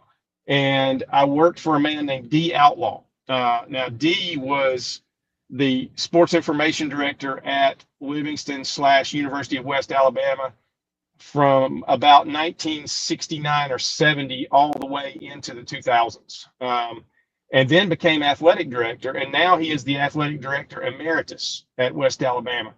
But he is a guy who taught me so much about the business of athletics, the background of athletics, with communications, with broadcasting, with the sports information office, with statistics, with records, with so much of that goes on behind the scenes that a lot of people don't see. And he was a huge influence, and we're still great friends. Try to go over and see him at least once a year. And he was just huge in my life. So I had some great guys there. Because I also had a father and mother who were very encouraging, and just sort of picked up this broadcasting bug as it went along. Started doing it while I was coaching. Told Thrift and DJ this story, but I was asked to be the color guy on basketball broadcasts because I wasn't coaching basketball at Benjamin Russell High School over in Alexander City, and worked with a guy named Harold Fox and did high school games with him, and had a blast. And that was my first real experience in broadcasting. And then came to CSU, did a little bit more, especially when we started streaming, and did a little bit more. Scott Miller put me on with him. I filled in for Scott, or I would do, well, I know several years one team was in the regional in one place. The men were in the regional in one place. The women were in the regional in another place. And I would do the women usually wherever they were in the regional, and Scott would do the men. Just, I got bit hard by that bug because I enjoy doing it. It's something that's fun. It's something I always wanted to do. I always imitated broadcasters growing up, and, just have a blast doing it. Mike, finally, before we got Rex coming on here in a couple minutes, and we do got to go to break, but I did want you to talk about what are you looking forward to this upcoming football season? You're going to be calling first Thursday. You're bringing in the coverage, then you're calling with Scott Miller on the 15th. Then you got games on the 29th in which you're going to be doing, I think, Smith Station, if I'm not, if I'm correct, and you're doing Valley Smith Station. So you're going to be doing it all year. What are some of the things you're looking forward to this upcoming football season, man? Well, just being a part of the atmosphere, Thrift. For a long time, I was part of that atmosphere on the sidelines as a coach, and just being a part of that Friday night atmosphere, that Thursday night atmosphere, is really cool. And it's such an ingrained part of the culture here in our region of the country. Friday Night Lights is a real thing. It's not just a movie. It's a real thing. And the community's buy-in, and the kids are excited, and pep rallies on Friday, and everything's all about game day. And it's just so much fun to be a part of that. And what we do at Georgia Alabama Sports Live, through what you started, what you and Richard and everybody, when this thing got going, is we're bringing an opportunity for these kids to get exposure and to get themselves out there. And we're giving relatives who may live across the globe. We're giving them an opportunity to watch live and see those kids perform. But we're also giving them an avenue where if they do have some ability, we can get more eyes on them, and they may get some opportunities out of it. And I think that's one of the coolest things. But it's a service to the community, and a service to the parents, a service to the kids, a service to the schools. And I love being a part of something like that because, me, with the podcast we've got going, we're all about serving other people. And, that's what it's all about. But looking forward to being with Big Mike next Thursday, man. That's going to be cool. It is going to be a lot of fun. It's Hardaway and Jackson. His name's Mike Peacock. You're going to see him a lot on Georgia Alabama Sports Live, and you can watch Step Up, Make a Difference every Sunday night. Him and Marty Durden, 7 p.m., Georgia Alabama Sports Live. Mike, thank you so much, brother. Talk to you real soon. Hey, thanks, Thrift. Hey, tell everybody about that podcast, man. Let's grow it. No doubt about it. Thanks, Mike. See you guys. That is Step Up, Make a Difference. And I'm telling you, very informative, very different from all the other shows. It's more about life, how sports correlate with life. Yes. And him and Marty do such an amazing job. That is every Sunday night at 7 p.m. Kicks us off, and then Georgia Alabama Sports Live show right after. We're going to take a break. When we come back, his name is Rex, and I'm going to fire him up because somehow, some way, his daggum Texas Longhorns, the number one team in the country, according to the coaches. Wow. What is happening? Feinbaum is taking over, and he's brought the hype train with Texas. We'll talk that with Rex next here on the SportsVisions Morning Show. Do this, but everybody know who girl that you with. Beautiful. I just want you to know you're my favorite girl. Oh, yeah, there's something about you. If it's local, it's on the SportsVisions Morning Show with former Georgia Bulldog DJ Jones and Thrift Barringer. Good morning. I'm Rex Castillo. Here's a look at your morning headlines. An active duty Army soldier opened fire on Fort Stewart Wednesday afternoon and injured 5 fellow soldiers. 28-year-old Cornelius Radford, an automated logistics sergeant, is the alleged shooter. Radford used a personal handgun in this shooting. He was arrested by the Army Criminal Investigative Division after he was tackled by witnesses. All 5 of the injured soldiers are currently in stable condition. Radford hasn't previously been deployed to combat. It's the first shooting on a U.S. military base in 5 years. The search is over for a hit-and-run suspect in Opelika. Police arrested 35-year-old Amber Lynn Phillips, accused of hitting a 76-year-old man on Rocky Brook Road and fleeing the scene. The victim is in stable condition. Phillips now faces a Class C felony charge. A sprinkler repair at Ralston Tower in Columbus caused major flooding Wednesday, damaging several units and displacing over a dozen residents. Management is providing hotel rooms and meals while local agencies are stepping in to support those who were affected. From WRBL News 3, I'm Rex Castillo. Have a great rest of your day. Good Thursday morning. We're waking up to a clearer start and more sunshine throughout the area this morning, and those temperatures will be hovering in the low 70s. More sun expected throughout the day, with those high temperatures warming into the upper 80s later this afternoon and early evening. And tonight, partly cloudy and a little bit more seasonal, with those temperatures falling near 70 degrees. And we'll continue to stay dry in this forecast for the rest of the week before those rainfall chances increase over the weekend and next week. Do you hear that? Asthma triggers are everywhere, from dust mites, pet dander, and pollen to smog and smoke. An asthma attack can strike anywhere, anytime. Be prepared with quick-acting Primatene Mist, clinically proven to open airways quickly. It's the #1 FDA-approved asthma inhaler available over the counter. Primatene Mist. Breathe easy again. Use as directed. My perfect day has sand, salt water, and friends. But my moderate to severe plaque psoriasis can take me out of the moment. Now I'm all in with clearer skin thanks to Skyrizi. Risankizumab Riza, a prescription-only 150 milligram injection for adults who are candidates for systemic or phototherapy. With Skyrizi, most people saw 90% clearer skin, and many were even 100% plaque-free at 4 months. Skyrizi is just 4 doses a year after 2 starter doses. Don't use if allergic to Skyrizi. Serious allergic reactions, increased infections, or lower ability to fight them may occur. Before treatment, get checked for infections and tuberculosis. Tell your doctor about any flu-like symptoms or vaccines. Thanks to Skyrizi, there's nothing on my skin, and that means everything. Ask your doctor about Skyrizi, the #1 dermatologist-prescribed biologic in psoriasis. Visit Skyrizi.com or call 1-866-SKYRIZI to learn more. If you have back-to-school shopping to do, then you should make Macy's your first stop. That's because your Macy's store has back-to-school essentials at incredible prices, like complete looks from Epic Threads, Levi's, and Abercrombie Kids. Character outfits from Hello Kitty, Mickey, and Minnie Mouse. Plus, backpacks from JanSport and High Sierra. The best part? Get it all for 25 to 50% off. That's right, up to half off. But hurry in. These back-to-school deals start Friday at Macy's. Savings off already reduced prices. Exclusions apply. 6 straight days of baseball and big-time promotions hit Synovus Park as the Clinkstones host Rocket City August 5th through 10th. Bring your pump out for Wet Nose Wednesday, presented by the law offices of Gary Bruce. And crack open Thirsty Thursday with $3 domestics and first responders tributes. Friday features post-game fireworks and a visit from Friends of Amos Children's Hospital, presented by Piedmont Health. Saturday's got a replica black jersey giveaway for the first 1,000 fans, presented by Kia Autosport. Sunday wraps up with Kids Run the Bases thanks to Wits Rosen Custard. Get your tickets now at clinkstones.com. Catch the Paul Feinbaum Show, 3 to 7 on SportsVisions 92.1. Now back to the SportsVisions Morning Show. Here's 3-time Georgia Bulldog SEC champion and 1980 national champion DJ Jones and Thrift Behringer.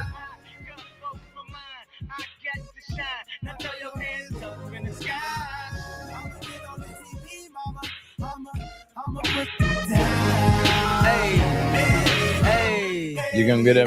Are you gonna get on TV? Are you on TV? Good life. Are you living the good life? Living the good life. Yes, I am. Thank you. But you showed up late today. Because I had a water heater that broke. It is the biggest news story we have right now. Where was Richard at the beginning of the show. I'm telling you, people were freaking out. The wife and kids because of a broken water heater. And I'm telling, can I tell you the number one guy that was asking me? He texted me this morning because he does the morning news for RBL. Is Rex Castillo? He said, "Where's Rich? I'm breaking news now. Do I need to go on record of Rich not showing up?" Rex Castillo, WRBL News 3, Georgia Alabama Sports Live as well. Big Rex, what is up, man? Well, I'm glad that Richard, that we can call it the search party at this point. Of course, the agent of chaos. Boy, it's good to see you this morning. It is great to see you. A lot of stuff we're going to get into. But let's start here. First things first. It's the biggest news. Feinbaum comes out about 2 months ago, and he says, Arch Manning's the best quarterback since Tim Tebow. And I'm like, Paul, of all people, I just thought you were better than that. I mean, you're aggregating. You know what you're doing. You're leaving off legends. It's like Joe Burrow's historic year and Cam Newton's historic season didn't even matter. It was just Tebow in 2009 and now Arch Manning. The last 16 years did not matter. Because of that, I think the hype is now it's getting scary, Rex. And I want to say this. Coming in preseason number one, I have no problem with. If you look at Texas roster, they may have the most talented roster out of anybody in the country this year. But again, you keep saying it. They're not back till they win a national title. And I feel like there's a lot of hype on a guy that has not started any games of relevant. Tell me what's your mindset when you saw Coach Spo come out Texas preseason number one? I was really excited. Obviously, you're really happy to see your team being ranked that high. But can you tell that Feinbaum was in prime summer? I need something to talk about for the love of it. I just need something to talk about. Don't get me wrong. I was really excited to see Arch even humble himself at SEC Media Days. Just say, like, I haven't done anything. Like, it was Quinn Ewers' team. Now, I don't know how many scenarios this pans out because we get eliminated by a tremendous Ohio State team in the playoff. And then we go to their house to start the season. I am so excited about that. The comment about Arch Manning being the best SEC quarterback ever was, again, it is summer, it's media days, it's talking season. I literally need to fill 3 hours because Thrift, you mentioned it, Cam Newton's season was absolutely video game-like. I would even say guys like Tua and Jalen Hurts over at Alabama. Joe Burrow was extraterrestrial. It helps that you have Justin Jefferson and Jamar Chase there to throw to, but there are so many excellent quarterbacks, but since Tim Tebow, that it's unfair to throw it onto Texas, and this is just part of being the Texas fandom and being part of having Texas in your conference. Is that there's a lot of gravity towards the Longhorns brand, right? But I will say it until I'm blue in the face. Until you do what Vince Young did in the Rose Bowl against two Heisman Trophy winners and USC, Texas is not back. You want to be back? Win a natty. I don't understand what's difficult about this math. You want to be back, win a national championship. It's that simple, people. It's that simple. Rex. Yep. Noon kickoff. Gus Johnson, Joe Klatt. Texas taking on the Ohio State Buckeyes. It is going to be probably the most anticipated game of the season. I don't think we've ever had number one versus number two to start week one. I think the AP poll is going to have Texas and Ohio State number one, number two. How excited are you about this game? And quite frankly, the loser of this game is obviously not out of the college football playoff. They just have one loss and can't afford to really have 2 or 3 losses. But it doesn't get any bigger than this game. Big noon kickoff. Number one versus number two, potentially in the beginning of the season. And you also got LSU Clemson, another top 10. Oh, yeah. I forgot about that one too. Also you got, I'm missing off one. Notre Dame is taking on someone. Miami. That's another potential top 10. But Ohio State, Texas, come on, man. That's literally a national championship preview, the beginning of the season. The beautiful thing about these rankings is that they actually mean something after week one. And because, again, it's all just the paper pushers who rank the teams 1 through 25 at this point. I have to agree with y'all, though, that this is one of the headliners of that. Having Gus Johnson is my favorite play-by-play guy. He's my favorite. Joe Klatt with tremendous analysis. I just really like that pairing. But I think you guys are right. When you have a number one versus number two this early on in the season, this is what we love about college football, is that every week matters. But again, I'm kind of the delusional Longhorns fan. I'd be excited if they played, Southeast Christian State University, Southwest Community College. But it's one of these games that you want to see what it's like. At least we get this one out of the way. And the mentality for the players is, it could be UTSA that they play, but it's the most important game because it's the next one. I think, though, you can really set the tone early. We need to see what Arch Manning really is. And what better way to do that than playing in one of the toughest environments in college football. And as you guys mentioned, these guys are going to be the conversation for the national championship. Arch Manning, if you want to anoint him a Heisman, what better way to start off a Heisman campaign than winning in the horseshoe? And I think that's a tremendous way for Texas to start it off. And then on the back end, a lot of Texas fans have to remember that we're replacing our Big 12 schedule with an SEC schedule. So now you have those other opportunities to boost your resume.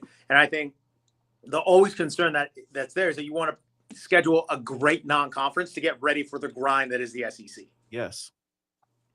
By the way, I've gone this whole show, Rex, and I'm glad you're on, making fun and jabbing at Rich just to say it's his birthday, guys. So happy birthday. Happy birthday to Rich. Guy? Yes. He wasn't going to say anything, Rex. Nah, he was going to go the whole show and me come at him and not say anything. Because in the Army, when they find out it's your birthday, all you do is push up some burpees at that point. So. Yeah, pretty much. Love it, man. Happy birthday, my guy. I appreciate that, Rex. I appreciate you giving a shout out to the Army, my Dinfo's colleague. I'll never forget that, as we both went through the rigorous training of being a military broadcaster. So you know what it feels like. So appreciate your service, Rex. Appreciate yours as well. Definitely. Rex, I do want to talk about just college football in general. We just had SEC Media Days. The teams that we cover here in the Columbus area, Auburn, Georgia, and Alabama, a lot of expectations, especially Auburn, a lot of pressure for Hugh Freeze to at least get 8-9 wins. I think if he does not get 8 wins, I think he's gone, because Auburn fans have been through this before. The disaster that was Brian Harsin, Gus Malzahn didn't last, Gene Chizik. I mean, we've seen Auburn coaches shown the door. Why is Hugh Freeze not any different? I mean, do you think that this is the year, with the talent that Auburn has, that he's got to at least be considered for the college football playoff? I mean, it has to be now. This is the 1 year that he's asked everyone to be patient for. Wait till I get to year 3. Wait till I get my guys. Please give me the resources. Here you go. These are the resources you wanted. You have a 5-star quarterback in Jackson Arnold. You have a wide receiver room that's full of just freaks. Cam Coleman coming back could have an even bigger season as a sophomore, already picked as all SEC preseason team. Then you have Eric Singleton, who was a guy at Georgia Tech, and you bring Horatio Fields in from Wake Forest. So you have wide receivers you can throw to. Jackson Arnold just needs time. And I think while the DJ Durkin also, this is a guy, if you really pay attention to Auburn football, this is a defensive coordinator who has done a masterful job with Auburn's defense. And that side of the ball needs to play lights out because, again, Georgia, Alabama, all these guys are coming in. But I think Jackson Arnold's going to be a significant upgrade compared to what Peyton Thorne was. Peyton Thorne, excellent human being, great guy. But we saw his ceiling really early on.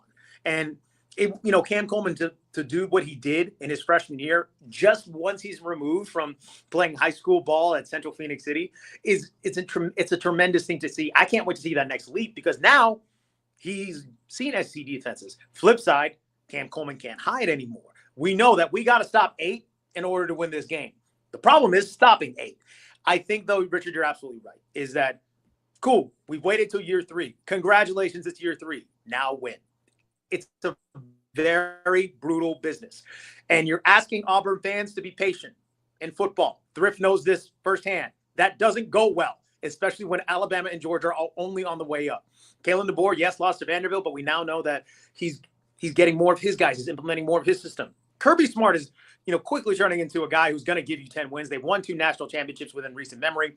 That's really pissing off people on the plains. Like, it's at to a point now, Hugh Freeze, the grace is over. We need you to win now. That's the entire point of this. If he doesn't do it, multiple fans have shared that sentiment as well, Richard, that if he doesn't do it now, we got to pay him to get out. And one of the best jobs in America, sorry to say this, Auburn fans, is being a fire football coach from Auburn University, because you're going to be paid for the next few years after that. Yeah. Ask Gus Malzahn and Gene Chizik, man, and Brian Harsin. Exactly. I think they're all still on the payroll. But it's one of these things. Honestly, there is so much potential and talent on the Auburn roster right now.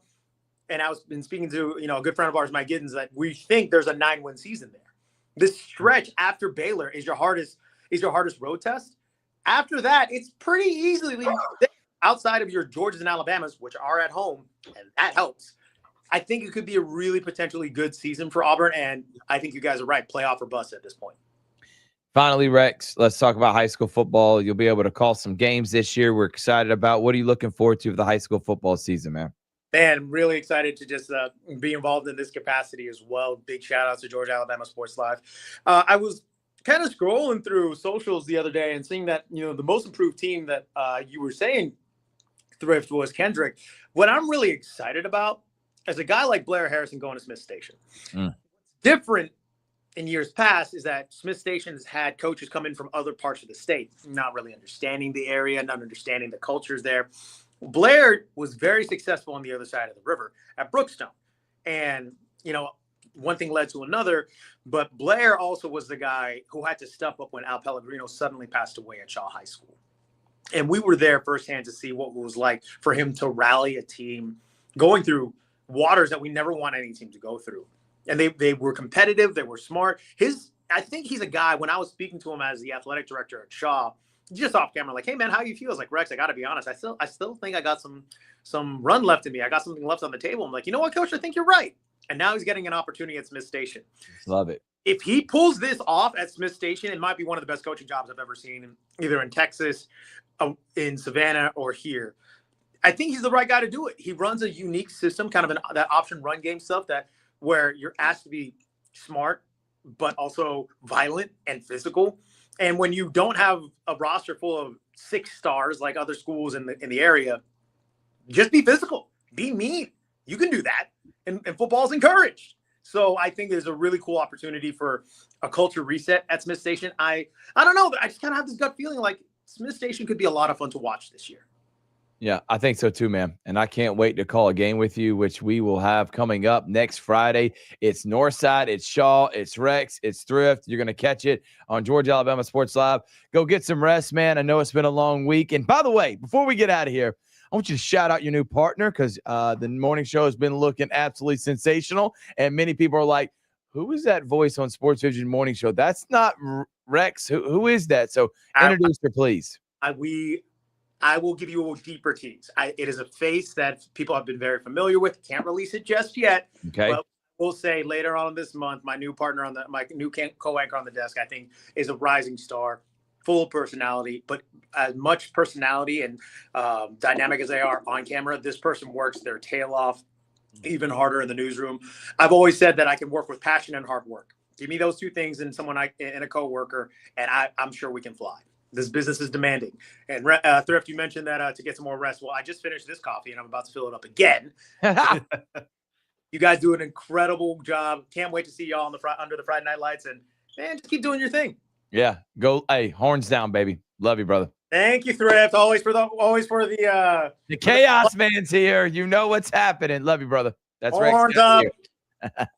That's Rex Castillo. Yeah. WRBL. You can see him every morning on News 3. And then, of course, he is going to be a big part of Georgia Alabama Sports Live. I'm excited about the future. But now final couple minutes. Actually, we'll take a quick break. When we come back, we're going to celebrate Richard's birthday the right way. And he's going to tell us what he really was doing while he was late on his birthday morning. And now it's starting to make sense.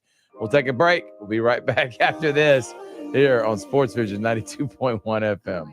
Can you again?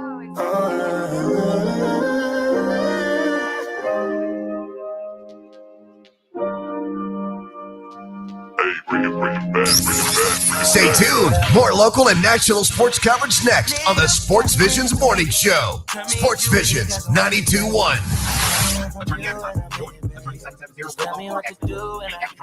Hot dogs not mean we are the best. No guarantees of success. Sir, you cannot bring that dog into the courtroom. Your Honor, he has to be here. This is who's representing me. His name is Top Dog. Have y'all met before? Yeah, we met before. Last time that dog was in my courtroom, he bit somebody. Tried to bite me too. Control your dog. One wrong move, he's out of here. Control that dog. Okay, I got it. So this what happened. We told them to settle. They don't want to settle. We told them what we wanted. Now we want double. See them over there shaking their head saying no. You see Top Dog growling? This is not good. I ain't want this to happen. I really can't control this dog. He about to bite him. He about to bite him bad. This ain't no little dog. This a big dog. He ain't gonna bite him on the ankles. He gonna bite him in the neck. He biting him. The safe word is mercy. Say it. Mercy. Say it. Mercy. Always make the call. Top Dog Law. Man, look at that Return of the Dang Old King, man. Oh, wow. Emotional. King of the Hill is back. They got a Bob's in the airport now. Oh, that's Boba. World has changed, Dad. Bobby wants to bring that new girl over for dinner. The Vegas? What the hell am I supposed to feed her? Can't we just put some grass in a bowl? From Mike Judge and Greg Daniels. Ready to make some memories, Dad? Let's freaking go. A Hulu original series, King of the Hill. All episodes now streaming on Hulu.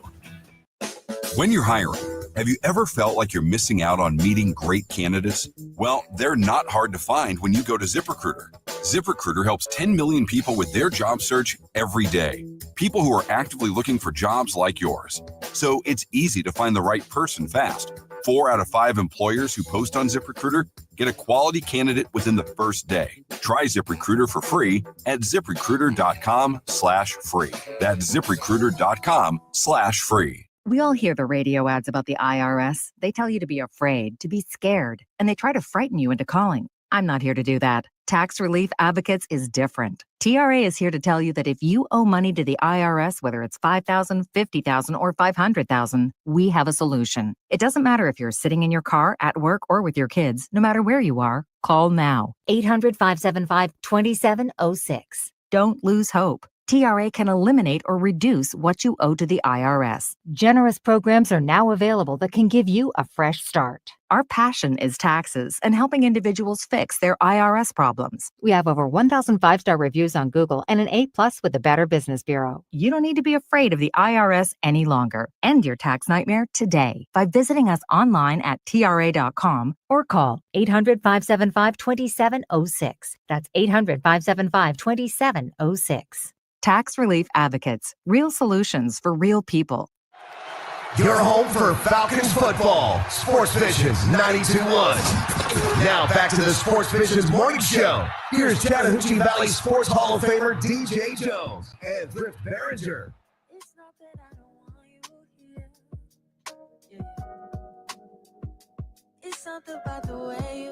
Welcome back, everybody. SportsVisions morning show. It's Richard's birthday. Richard's turning, what, 26 this year? 27? How old are you turning? Boy, I wish. Rich, let's celebrate you, man. You're 20 years ago. This is something you wanted to do with your life. Yes. Now looking back as you celebrate another birthday, everything that's played out in your life, man, how do you think? I mean, it's never too late to chase your dreams. Life Never. happens. Especially serving in the military, deploying a couple times. Settling down, getting married, and having kids. But it's good to have a balance, to do something that you are passionate about. I think it was just hard to believe that I've been here in Columbus for 10 years now. I moved here in 2015. We officially actually closed on a house in 2015. I was actually working down here in 2014 and just trying to get the feel of the landscape of local sports. I didn't really start feeling it till about 2019. And 2019 is when I really wanted to do this, even if it was something on the side as doing a full-time job. And then the pandemic kind of disrupted that just a little bit. But I was very fortunate that I got opportunities just by people that I knew that recommended me, and just building up those relationships with other broadcasting colleagues. Everybody knows the story of how we met. And it's been a fun ride, and I'm glad that I was able to do it even at the age of, well, I guess I could say it. I'm 46 now, so it's okay, Rich. It's I'm just glad you're part of the team. Richard has been he was the first guy I reached out to when I started this endeavor, and he's been on there by my side ever since, and he is going to be a big part of the future. and I'll never forget it, and helping with the GIAA, now SportsVisions. Richard, you're growing. Your name's growing. You're a heck of a broadcaster. You've learned how to produce. You've done so many things, and you've become so talented, and you have become important and not limited in what you can do. And that is my message to all the young people out there. What are you going to do for your birthday outside of helping me with one thing this morning? Or is anything else planned on the docket with you and the family? You all celebrating this weekend? What's happening, Rich? We celebrated my birthday on Tuesday night because my wife has an open house at the school she teaches at. So I'm going to be watching the kids. So, it's going to celebrate the birthday with the kids, maybe the wife later when her open house is finished. Sounds like a plan. Well, looking forward to seeing that, man. It's been a lot of fun here. I hope everybody enjoyed it. I hope everybody loved listening to it. Tomorrow we'll have a best of. Richard will be doing that. We'll have the day off on Facebook. It will be on the radio. You'll hear all the best interviews we've done over the last couple of weeks. And then all three, me, Richard, DJ, back in studio next week. High school football's here. Thank y'all so much for watching and listening. It's the Sports Vision Morning Show on Sports Vision 92.1 FM from Richard Aldridge, DJ Jones, as he likes to say, keep your eye on the ball. I tried to teach you, but I need some lessons.